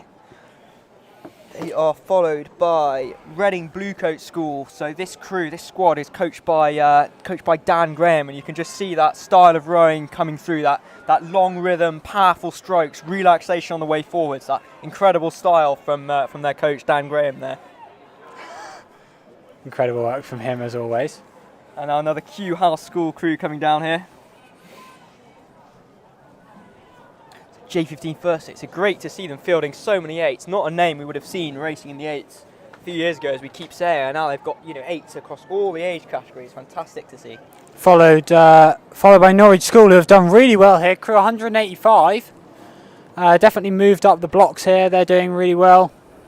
Their rate is incredibly high coming into the line. As soon as we set up the gazebo, the rain has stopped, as always. Yeah, we got a bit of a gap after Norwich School here. Don't have the huge amount of commentary information on the next few crews, so yeah, we'll just have a look at some of the crews paddling back. We got Henley's J18 second 8 on their way past now. This looks like a crew from Winchester College heading down to meet Winchester College J15 first 8. So it looks like they're racing in a bit of a void here. I can't see anyone. You know, anyone close in front of them or anyone close behind them. So it looks like, you know, maybe their cox has wanted to give them a big gap and just have that kind of internal run down the course. Really, you know, with head racing, you've got to decide, do you want to be kind of pushing on to the next crew as you come through the start? Do you want to be backing yourself for the overtake, or just right up just on in them? your own bubble? Or just in your own bubble in a big gap? Because, you know, if you decide to start close behind someone, you're giving them that kind of motivation of you pushing on to them. You know, your cox can tell you if you're closing or you're gaining, but if you're chasing on that crew in front, the rowers in that boat, can see you and push off you and have that motivation there. And, you know, you're not always going to want to give them that. It's often better to just kind of do your own thing, pace it your own way, do your fastest run down the course. Yeah, definitely. It's difficult as a J15 though. Like, you've got such a long way to go. You've probably never raced a course this length before. Sometimes you don't even know where you're going. Yeah, well, with the, you know, disrupted season last year, you know, they won't have done any head racing as J14, so got a little bit more inexperienced than you'd expected. They would have done some regatta racing, but that's such a different distance and such different pacing here. We've got 186 Pangbourne College coming down now. Is that another? It's another Henley rowing club. This time the J16 Champ Girls 8 again, just moving into the guys category, just overtaking. They're sitting very high on the rate, and they're looking really, really good coming into the line. Yeah, looking, you know, clean around the front, clean and sharp. Blades entering together, boat being picked up by all 8 crew members together. So great rowing there.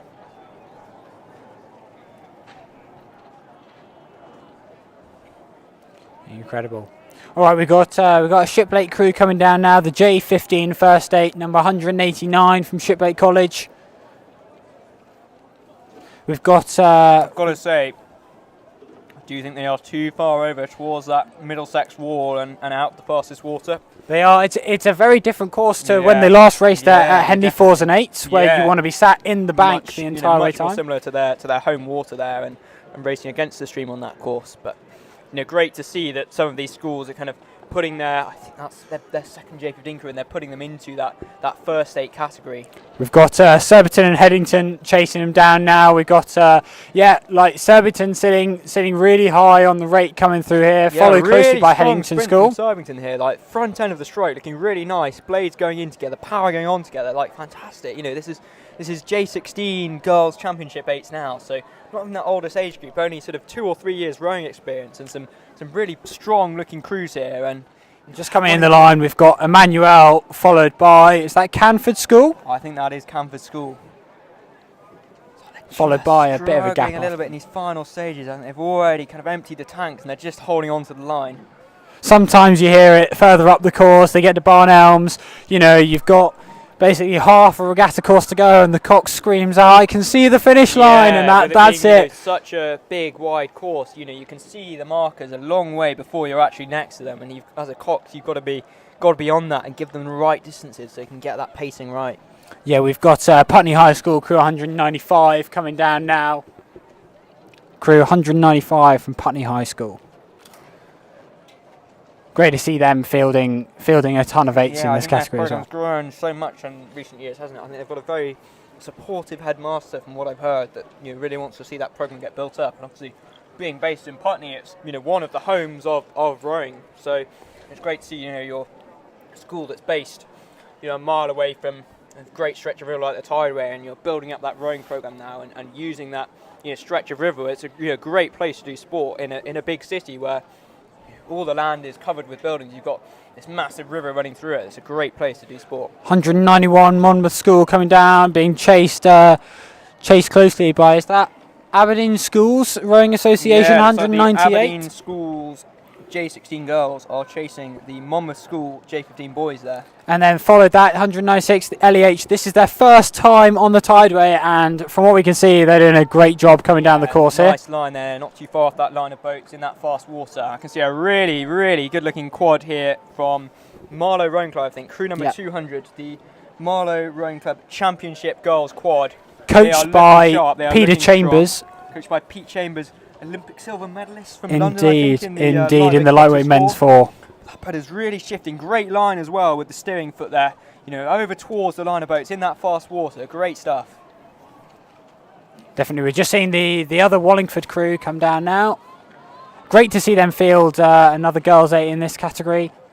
And then we're definitely seeing a lot of quads starting to come down. We're seeing a big Molesey Junior Women's Quad. We've got the Great Marlow School? We got Kingston Grammar School and the Shiplake crew, and they are jacking the rate up into the line. We've got less than 100 metres left. As well. I think it could be close between Shiplake and Marlow. This Shiplake crew, again, nice and tight on the line of boats in the fast water. Blade work looking sharp, power going down, getting that final sprint down. I've got another really strong looking crew. Is this Tideway Scullers? It could be 205 Tideway Scullers. Yeah, so they've got, I think I've seen lots of junior women's 8s from them, and now a junior women's quad looking strong as well. So a lot of depth in that programme, clearly. Should we be a proper rowing nerd here, Wilf? I think those are the new C2 comp blades in that boat. Oh, yeah, the mini Fat 2s. Mini Fat 2s, indeed. Yeah, starting to see a lot of clubs try those out. Be interested to hear people's perspective on them. Followed by Sir William Perkins, 203. Mm-hmm. And that Clare's Court, 208. It is. They've definitely made a good shift here. Clare's Court overtaking Hartbury, 207. Yeah. That Clare's Court crew's maybe just starting to tire. I think that Hartbury crew might be closing them at this stage. I think that Clare's Court crew might have gone just a little bit early, and now that Hartbury crew is pushing back on as they open up a bit later. Crew 210 here looking really strong. So that is George Heriot. George Heriot School. They're looking sharp. They're looking like they're really moving on towards the finish line here. They raced only 2 days ago in the Scottish Argonauts crew at Women's Head. Definitely. The one crew came 61st and one 86th. Well, it's good to see. You're getting 2 races in the space of 3 days there. So you've got to get your recovery strategy right from that. But I suppose it gives you a really good practice run over the course before doing school's head. If you're a junior crew, you're probably more interested in your school's head result than your women's head result. So to get that practice run in, I'm sure is a very good idea. Exactly, it's very impressive for the likes of Henley Rowing Club to have taken the win in both at this point. Got Notts County just coming through the line here, and Sir William Borlase being chased down closely by Maidenhead. I think these crews, again, a bit far over to Middlesex, a bit far over towards that wall, and not quite in the fastest water here. I think this is a Kingston Rowing Club crew following them down. Indeed, 212 Kingston Rowing Club. So that Maidenhead crew just saw coached by Fred Smallbone, who I believe coached Pete Reed when he first started rowing, triple Olympic champions. So very big name coaching that crew there. Definitely lots of Nat Schools wins, Junior Sculling Head wins. We're also the official photographers at Junior Sculling Head on Wednesday, so make sure that you're checking out live photo uploading there.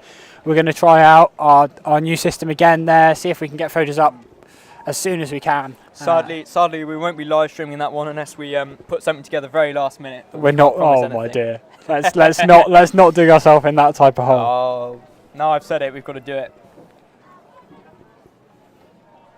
All right, have we got Barn Elms entering a quad here, so it's great to see a community-based rowing club like that racing in the Championship Girls quads and looking sharp, looking strong here. Followed by Northwich, and then is that Moncton Coombs sat behind them? I don't think it's Moncton. No, I think KCS. It's King's College School, so entering a junior women's crew here. Great to see. That's very impressive. Both boys and girls crews from that school. Very impressive indeed. Bit of a gap after this crew here. We've still got a few more of the crew starting to paddle back. We've got credit where credit's due. I'm pretty sure Eton have loaded their trailer and they're going to be heading off pretty soon. You always see it with some of the boatmen around here. You've got the first race is the one to the finish line, and the second race is to the tow hitch and the closest McDonald's on the drive home. Exactly. I think, it adds so much to your boat speed being able to de-rig really quickly after a race and get away. Or at least that's what my coaches and boatmen tell me.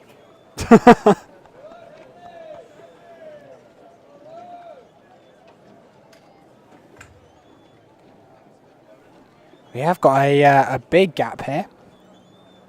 Maybe it's a gap between one of the marshalling divisions of the race, just to keep everyone apart and keep things safe. We might as well mention that KCS crew that we that passed us a second ago. They in the 3-seat in the bow seat. They were in the first ever KCS crew to ever race any women's. Really impressive thing to see. A school that's traditionally had a lot of boys crews out, also fielding girls crews now as well. Definitely, we've still got 400 people on the live stream. It's great to see. I'm sure we started to get athletes coming back now. Just making sure that they're catching the last bit of the live stream. Again, make sure link below. SHORR.AllMark.one will take you direct to our photo galleries. Hopefully they're already up. We'll have a double check in a second. We've got some more crews coming down. Are we still on the Championship Girls quads? Yes, we are. There's a lot of boats in this event here. We have got Moncton Coombe coming down now. Nice line here, not too far off that line of boats, getting in that fast water. Following them, we've got a crew from St. Paul's Girls' School, I believe. Home water for them.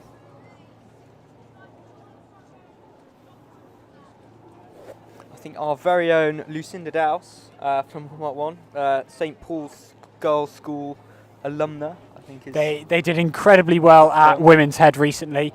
We got head coach Ed Dean there, direct out of Henley Rowing Club, moved to St Paul's Girls' School, and they took a really good win at Women's Head of the River recently, chased down again by Headington School. Yeah, so I feel like Headington tend to field maybe the top 8s this time of the season, but they've still got a quad out there looking really strong. Big depth in that squad there. Obviously an all-girls school, so completely focused on the junior women's rowing, but they're always so strong under their head coach Ryan Domain. So yeah, just had a check on our photographers. Crews 1 to 50 already uploading.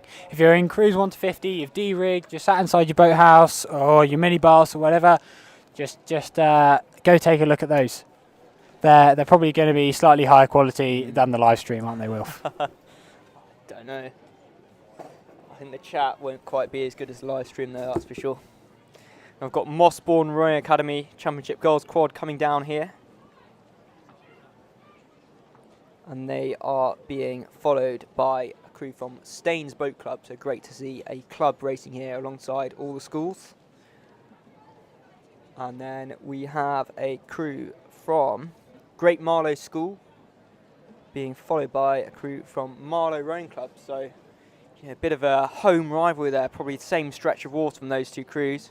Looks like the Marlow Rowing Club crew has caught up quite a long way to that Great Marlow School crew. So 225 catching up to 222 and just about a third or half a length of clear water now as they come into the finish line.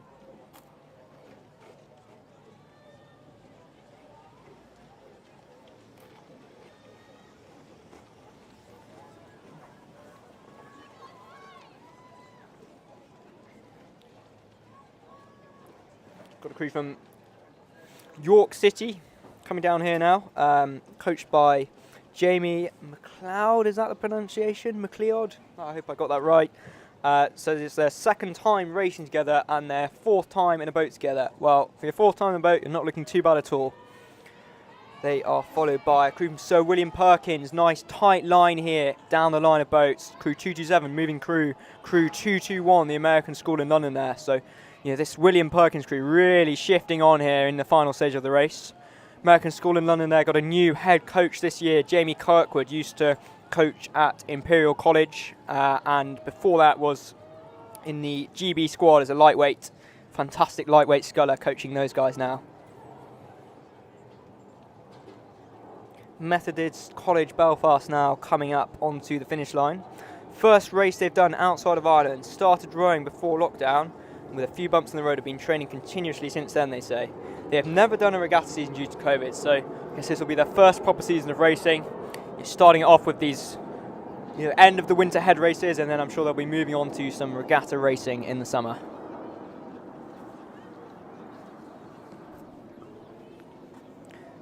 Championship Girls was crew from Northwich here, so a few hours away. Probably won't have been on this course this much. It looks like again they're just going a little bit too far over towards that Middlesex wall and out the fast water. I keep saying it, but people keep doing it. We've got KGS following them down and another Shipplate Girls quad. Again, as we were talking about, the depth of that women's squad at the moment is really good. Yeah. We're seeing them continue to invest into their girls program. They're not the only school that's doing it, but they're definitely cracking out some decent results with the funding that they're putting in. Followed by, we're starting to get the J15 second eights coming down now. We've got Radley College, crew number 237, who all started sweep rowing this year. 4th of January this year. Wow. They are not looking bad at all. They are looking strong. Quite a nice boat Very they're rowing impressive. in as well. Look at that nice Felipe they've got as well. But they do look impressive for a J15 second eight, and it looks like they're, quite a few seconds ahead of the next crew in their division.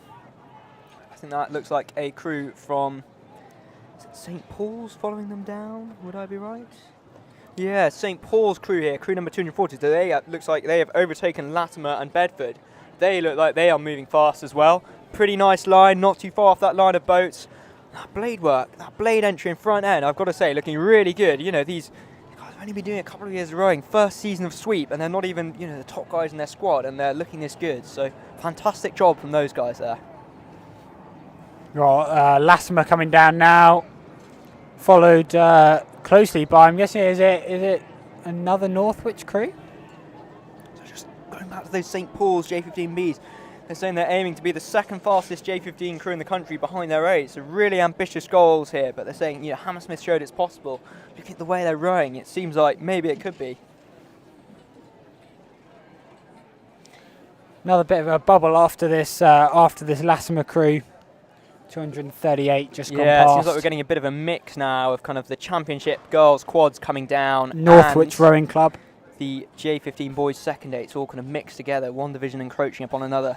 Yeah, rowing past the line of boats here. We've got crew 187 with only 6 rowers in the boat now. 2 and 3 seats are missing, so I hope they are okay. That is crew 187, Emmanuel School. I have a feeling one of those guys has hopped out to go and sing in a musical. That could well be. That could well be the going crew. off to sing in the musical. Bedford School followed by, is that another St Paul's Girls' School? Yeah, another St Paul's Girls' School just catching up there on a crew from Stowe Sculling Club. I don't think we've seen any other crews from them in this race so far, so it's great to see them down here fielding a quad. Yeah, we've got Hampton School coming past now. We've got 242 Hampton School, followed by Dulwich. J15 second eights division there. Very prestigious event. I think I did my first ever schools head in J15 second eights when I was a J14, which would be, I think, 9 years ago now. How time flies. We've got a long way until we get to the category that I featured in, J15 Coxed Falls. Yeah, that's one of the last ones. A very long wait up at the start. I hope they've survived the little rain shower we've had here. Seems like the rain stopped for now and it's starting to look a little bit nicer. The weather was gorgeous when they were boating, so I'm hoping that they looked at the Jen Bartram forecast for today and packed a little bit of wet weather gear. Yeah, you've got to always bring that, warm gear, wet weather gear, no matter what the forecast says. If you're out on the water for hours, you've got to have that stuff there just in case. You don't want to be getting cold and, hypothermic when you're sitting up at the start. We're Eton coming past now, I think 2:45 Eton College. Yeah. I've seen a lot of athletes from them today. I think when I had a look at the draw earlier, they were fielding 10 separate 8s today, which is impressive. That means they've got to get 90 athletes from Eton to here. Well, it's a big old programme that, so many boats, such amazing facilities with them having Dorney Lake to train on and that fantastic boathouse there, and a huge coaching team. So, very big programme there. So many boys in the school to choose from as well.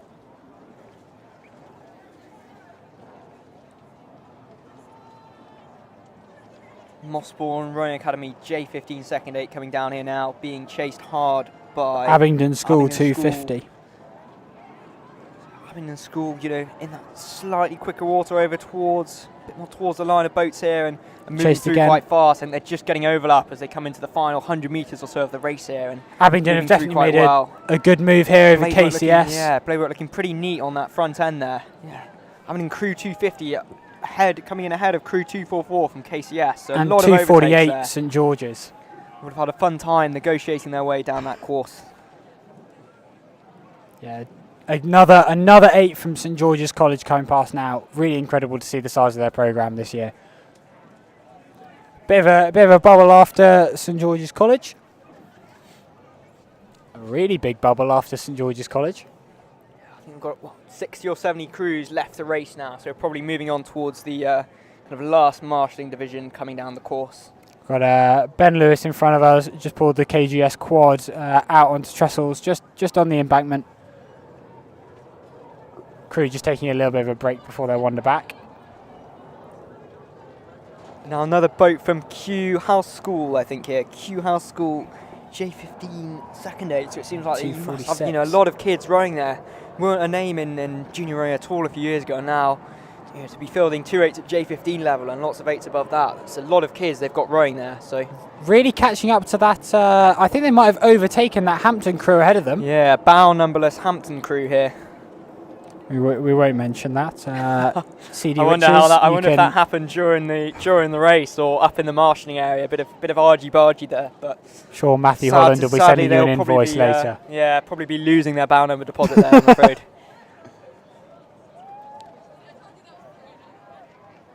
This is another Reading Bluecoat school coming down. Again, coached by Dan Graham, incredible coach. That long, fluid rhythm, that incredible style that he, pushes his crews brought from the Newcastle rowing programme. Well, Newcastle and Leander, a bit of a mix. Under 23 medal. Well, he was ill for the final, but he was in that under 23 4, which got a medal, and then got ill before the final. But obviously, incredible up and coming GB athlete there, coaching those guys. All right, we got another Radley crew coming down now in their red and yellow M-Packer. Very rare to see an M-Packer in relatively custom colours. But yeah, Radley coming down now. Looks like they are crew number 253, Radley College. So that is their J15 third 8. So it must be a lot of boys rowing at that school to be fielding 3 8s from the J15 squad. Very impressive to see their rowing skills, because they've got to do rugby in the first term. There are quite a lot of schools around the country that still have that rule, that guys have got to spread out their sport skills and try out different sports. But it does mean that when they come to schools head on a river this size, that actually some of them have only rowed for 3 or 4 months at most. Yeah, a lot of these schools, you'll do kind of rugby in your first term and then pick up the rowing in January or something. So it's hard to balance it all, because rowing is such a demanding sport. As you go on and you J16, J17, J18, you've got to be doing more and more training to be competitive. It is so demanding, and you've got to kind of choose. And people either get the rowing bug or they don't they? They either get the bug and that's what they want to do 10 times a week, or they don't really. I think both of us are pretty biased in that sense. We've got Abingdon School coming down now, 250. So another J15 third 8. This crew, looking strong. If they've got 2 8s above them within a J15 squad, they are, looking strong. Definitely. Followed by, is that St Paul's crew following them down after this? Yeah. Very possibly. Is that 258 St Paul's, or... Yeah, it looks like it. Is. So that's just Bow a J15 numberless, sadly. fourth eight. 4 J15 crews out racing today in the 8s. Impressive stuff. Impressive stuff. No, their school is very supportive of the rowing program. They have the ability to get out on the water, at yeah, lunchtime. in their lunch breaks, I think, for the older guys. And, they've got a fantastic head coach in Bobby Thatcher. Produced that incredible crew in 2018 that broke all the records and won the triple, and produced some incredible athletes over the last few years. Impressive stuff. We've got Eton just coming through the line now. We got that Bedford school following down. Yeah, and now I think we've got a girls 8 chasing them. So we've got the J16 girls 8s coming down. J15 Surbiton. J15 championship girls 8s. Now they are looking very good for a set of J15s. I think I've heard Surbiton, they really put a lot of focus into those first couple of years, the J14s and J15s, and seeing how well and how fast they can get them going at that age, and it's really showing. They're looking strong. I think something that really speaks words to their program was Marlow J14 J15 regatta last season. Surbiton won the J14 girls octos. Maximum number of crews you could enter in that was 1. Yeah. Then they came first, second, and third in second octos. Is it Pete Robinson that coaches? I believe those so. guys? Yeah. I don't know if they have other coaches, but Molesey Boat Club rower coaching those guys, and I'm sure passing on some great wisdom. Yeah, learn his trade at St Paul's Girls' School. We've got is this Henley Rowing Club coming down now? Yep. Yeah. We've got 261 Henley Rowing Club. Again, great to see the sheer depth in this squad. We know that Leon Redmond and Chris Boothroyd are really stepping on that junior women's program, and then followed closely behind LEH. Yeah, LEH, pretty big name in junior women's rowing. Looks like they're really trying to go through the gears here. Just trying to keep up, trying to get those blades in, get those legs down, get all that last bit of power down. But rate really coming up. Really good final sprint from those guys there. We got the young Padawans from Ollie Gerard over here. Yeah, we got another. I think this is Wimbledon High School. Sorry, getting my colours confused. Indeed, great to see their program. They train out of Molesey as well, so quite new to this stretch, even though they're not too far away. Followed by, I believe, another Eton crew. The question is this 259 Eton College? I think it is, yeah. So this looks like their J15 fourth 8. So a lot of crews being put up by Eton. I think you're quite a good line here, not too far off that line of boats, keeping in the fast water. So that Cock's doing a good job there as they come through their final few strokes. Bit of a gap after this Eton crew. We're definitely seeing the marshals get these crews spun around really quickly. We've got nowhere near the same queue that we had up in Champate. So if you're Champate boys cocks, you probably need to go and relearn your trade from the J15 girls Champate. To get on with keeping rowing and getting around the turn after the race. It's not over until you're on land in terms of the safety of navigating on this bit of water. The J15 boys 4th 8s are dominating this. We've got Marlow Rowing Club coming past now. I think they've given us some information. Coxed by Isabel, and the crew from strokers Rebecca, Lowry, Amber, Eve, Jess, Francesca, Charlotte and Georgie. Coached by Pete Chambers, so silver medalist in the lightweight Coxers 4 from London 2012. Incredibly close race that. And coached by Sophia Heath, so ex-Brooks rower now rowing at Leander and now in the GB women's squad.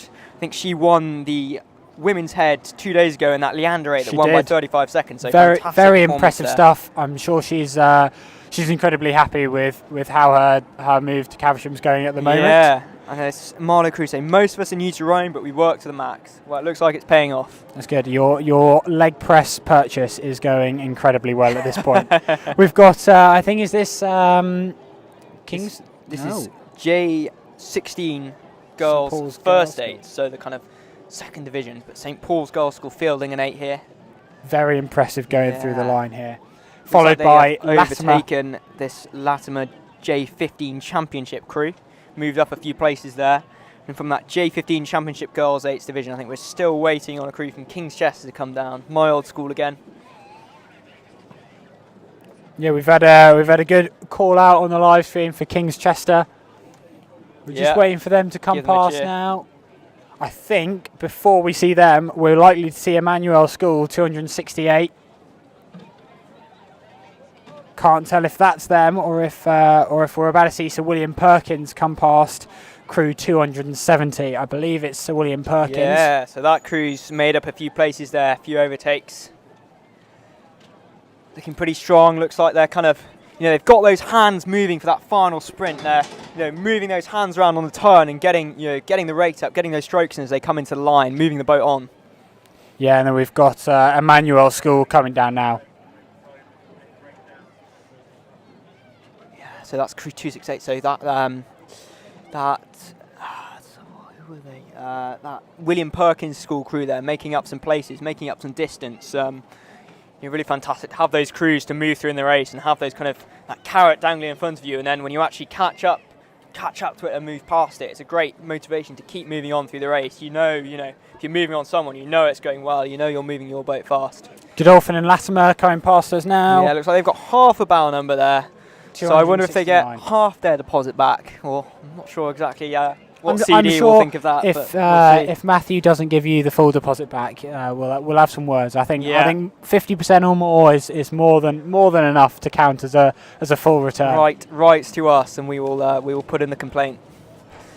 Oh, here come 3 crews side by side here. Looks like we've got Bedford Girls' School on the far side. Looks just like they're slightly really out of pushed the stream. pushed over towards that Middlesex wall and not really in the fast water. And we've got King's School Chester, Championship J15 Girls 8 in the middle there. And then we've got Latimer Upper on this side, I believe. We've got Latimer Upper, crew 273, so it looks just like in the good that water. Latimer crew is the one that's overtaking the other 2. They're looking sharp. You can see the power going down. They're moving past those other 2 crews. Their Cox has got them on the right line there as well. Nice and close to the line of boats, so as I keep saying, in that fast water, helping them move through those other 2 crews really quickly.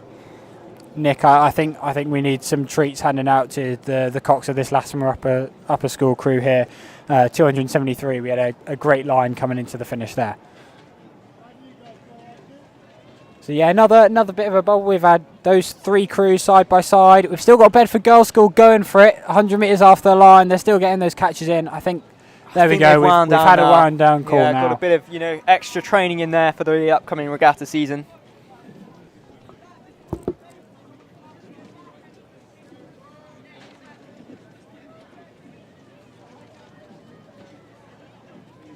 No, I think we have a crew from Great Marlow School coming down here, so it looks like they're rowing in a little bit of a void here. Big gap in front of them, quite a big gap behind them, but maybe you said with their Cox and their coach they want to just have an internal race, leave a big gap behind the crew in front of them and just do their thing. Looks like they're holding strong coming into the line here, keeping sharp, getting that power down.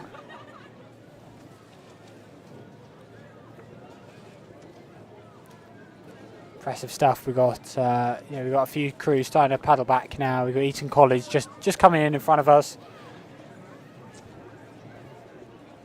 Still got 300 people on the live stream. This is really cool. The numbers have drastically increased since the last time we did this in 2019. That's great to see. Just make sure if you're not already, go follow us on Instagram at AllMarkOne and check out our race pictures. Of course. AllMarkStore.co.uk. 2 cameras out there, photos are already going up. If you were one of the first crews coming down, your photos were already up long ago. Uploading live. Get on there and check them out. We've got Shrewsbury coming past now, I believe. Yeah, we've got 275 Shrewsbury School. Have we seen Methodist College Belfast yet? But I think still too far over to that Middlesex wall and just out of that very fastest water there. Yeah, definitely looking good into the line. It still looks solid. Went straight through the finish line, and they've wound down here.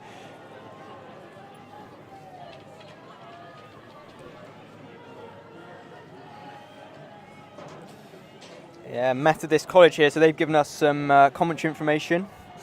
So they won their category at Ernhead last Saturday. I'm guessing that's over in Ireland, and they've come over this weekend for the race, coached by Rachel McBrien and Enda Maron. I hope I pronounced that right. And we're starting to get I believe these are the mixed school and junior quads. Yeah, we've got Hinksey and I believe it's Newark. I think I saw Newark out on a pre-paddle earlier today, and they do look really good, but they've been caught up by Hinksey. Is almost on the stern of that Newark crew. But that Newark crew is really putting some power down and getting the rate up there, trying to hold them off. So it looks like that Hinksey crew has put that work in early to try and catch them up, and then just maybe gone a little bit too early, and then that Newark crew has just pushed away from them a little bit again and held them off, having that bow ball pushing right up onto them. A really good bit of motivation just to move it on and hold off the crew behind you. And another crew coming down now. Monkton Combe School here, 277, so that's their J16 first 8. It's a bit of an overlap in the divisions. The first few quads kind of overtaking some of the 8s here. Followed close by Pangbourne. Yeah, Pangbourne College, the new director of rowing, Charles Waite Roberts, just come in this year. Alumnus of the school, a fantastic stretch of water they've got to train on, one of the most beautiful bits of the Thames, I've got to say. Used to hold host to National Schools Regatta back in the day. Yeah, the Beale Park estate, is it? Something like that. Used to have, I think, was it 4 lanes of racing on the Thames on the straight stretch there? Being pushed, I think, by a Borlase quad there, and then an 8 from... Is it King's School Worcester? Could be. Yeah, St Paul's Girls. And then Wallingford Junior Women's Quad here, looking sharp, looking well timed on that front turn there. Really nice blade entry and pickup on the front there. 282 mixed quads. Yeah, great to see them out after also putting out an 8 earlier on today. Like big junior squad there. Yeah, like I was saying, this mixed quads event, so I think it probably gives some of the people that maybe haven't made it into those other boats an opportunity to race. If you've only got 2 guys or 2 girls left over, and there's no boat smaller than a quad or Cox 4 at this event, it gives them that opportunity to get out here and race. So we've got 284 in front of us from Westminster. And this is Norwich School crew just coming through the finish line. Rory's old school. Indeed, we've got CD Riches coaching this Westminster quad. Only been rowing for 1 week. They have their own Winnie the Pooh mascot teddy bear that they bring to races, and that has its own pink base there. That is free speed right there.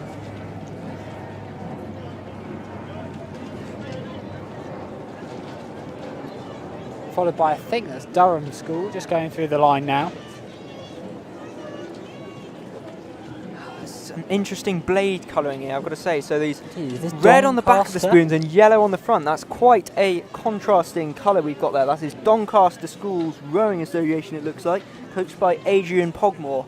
So I don't think we've seen any other crews from them today. So it seems like this mixed quads event is, giving maybe a name that we don't hear about as much in junior rowing, an opportunity to get out and race on, kind of the biggest race of the winter season here on the Tideway. Not wrong. We should see them again. Number 289, their second crew should be coming down shortly as well. Before them, we're expecting to see the Fulham Reach crew that was formed yesterday. So I'm really excited to see how this Fulham Reach crew do coming down this bit of water. Just hoping they survive, they say. Coached by Will Hetherington and Al Horn. So crew from Stroke, Tashi Spence, Nico Schmidt, Ruben Clark and Matilda Appleby.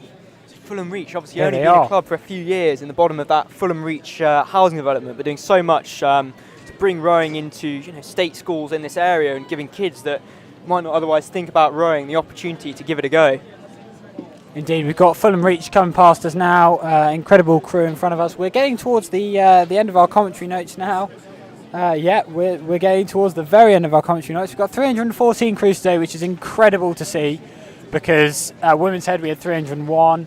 It's incredible to see this many crews at School's Head. Yeah, a few more crews in front of us. I know that one of these crews here is 289.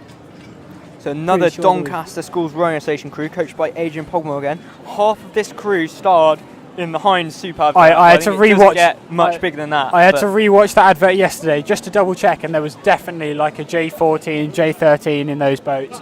And so on the like basic fact check, I actually think it might be true. That is impressive. And Heinz Beans, if you want to pay us, we will play the advert on our live stream for you.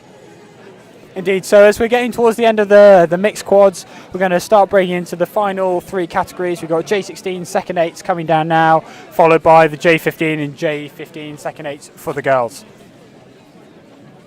So these crews have been on the water for a very long time. You know which event we haven't seen today is the Coxed Fours. Yeah. It's been quite impressive. It's not happening today. Maybe Apparently there weren't not. any entries or something.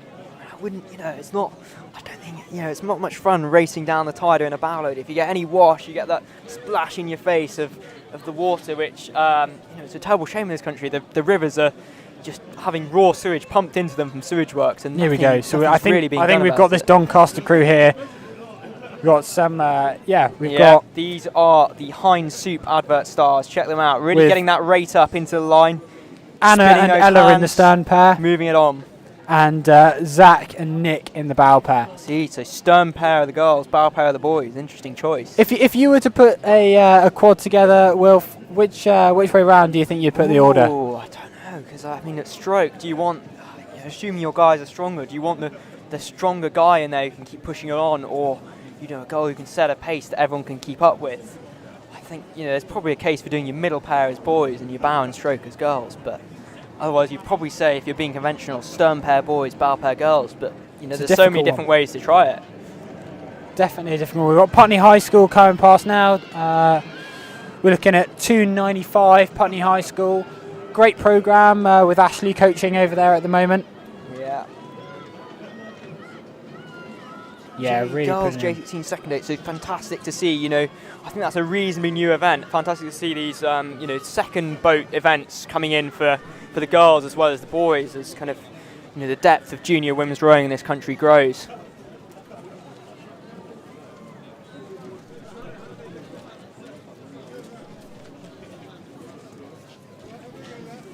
So the sky's starting to darken again, a little bit of drizzle starting to come back down, but we're on to the last few crews here, so hopefully no one should be sitting in that marshalling area any longer. They should all be off and underway.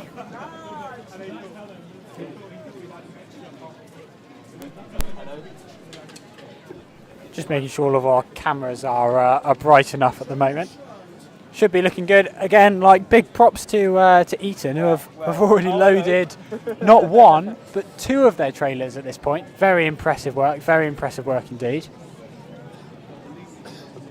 Got a bit of a bubble. We've got a good, we're basically cleared up at the finish line now. We've got a lot of crews paddling back to the start as we move into our last 20 crews into the finish line. Last 20 to go. Yeah, so we've got the girls' school J15-8, so the non-championship category, and then the girls' J15 second eights. Last couple of categories, and of course these were the categories that were controversially denied the chance to race 3 years ago, the last time this event happened. So it's great to see them getting that chance to race this time. Obviously, now this is impressive in front of us. We've got Emmanuel School, J15 girls 8s, 299, storming it down the course here, just sitting in front of Latimer. I believe 296 Latimer from the category ahead of them, followed closely by, I'm guessing, Godolphin and Latimer, who set off just behind Emmanuel. That's very impressive movement all the way down. They're keeping the rate very, very high for a set of J15s coming into the line. It's been a very long race for them.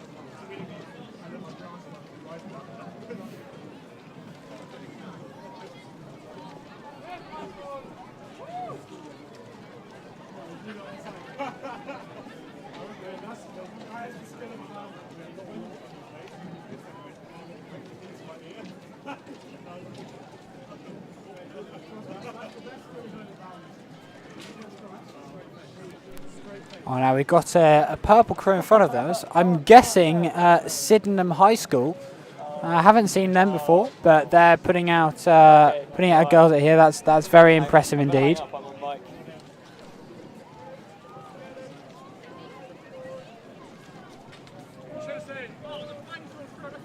Followed by, I believe, Haberdashers Monmouth School for Girls.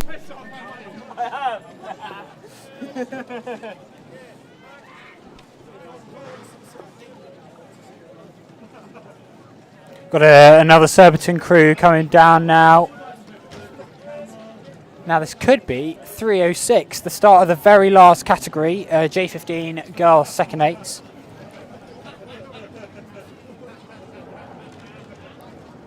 Interesting, because I don't think they were in the first eights category. Are you allowed to do that? I'm pretty sure you're not allowed to enter the second eights category without entering the first eights category. Maybe they've had to pull out because of illness or injury or COVID or something like that. But we've got Putney High School coming down now. Again, another impressive 8 to be fielded by Putney High School. Yeah. Shout out to their relatively impressive TikTok account. Somehow features Ashley on it. Pretty strong sprint here, and you're really moving those hands around the back and getting that rate up. And they're just about holding on to the end of those strokes before they get on to the next one, but really moving it on towards the line.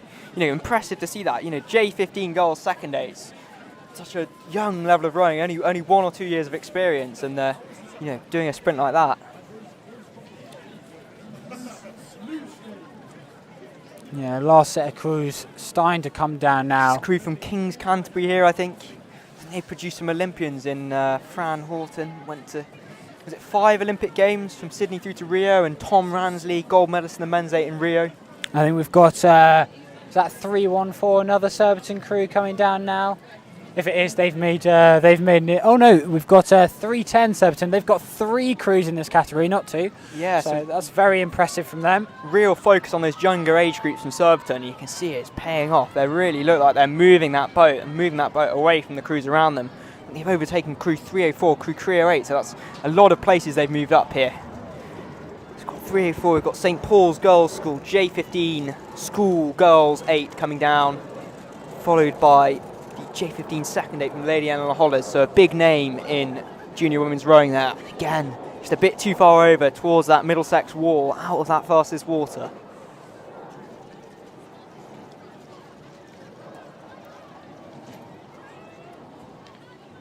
We've got a Latimer Upper School crew coming down here. Latimer Upper School, J15 girls, second 8. Followed by Sir William Perkins School, J15 girls, second 8. I think, again, a lot of these crews just, a long way over to that Middlesex side, out of that fastest water, but still giving it their all, still putting the blade in, driving it on towards the line, trying to get that rate up, get that final sprint in before the finish.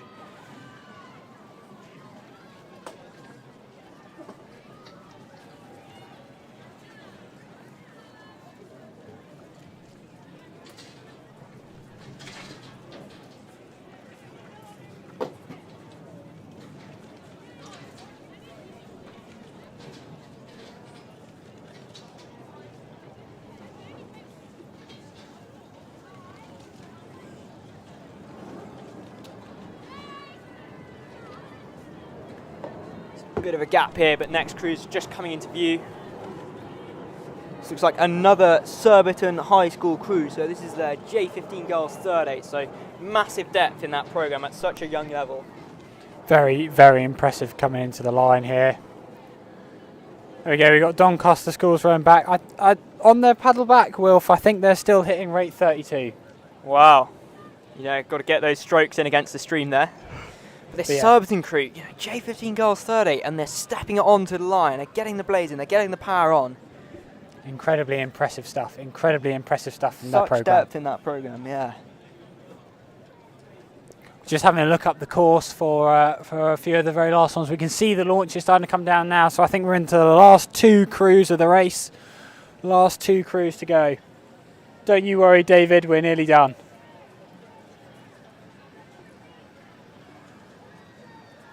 Here we go, so we've got AH coming into the line now, followed by Latimer Upper.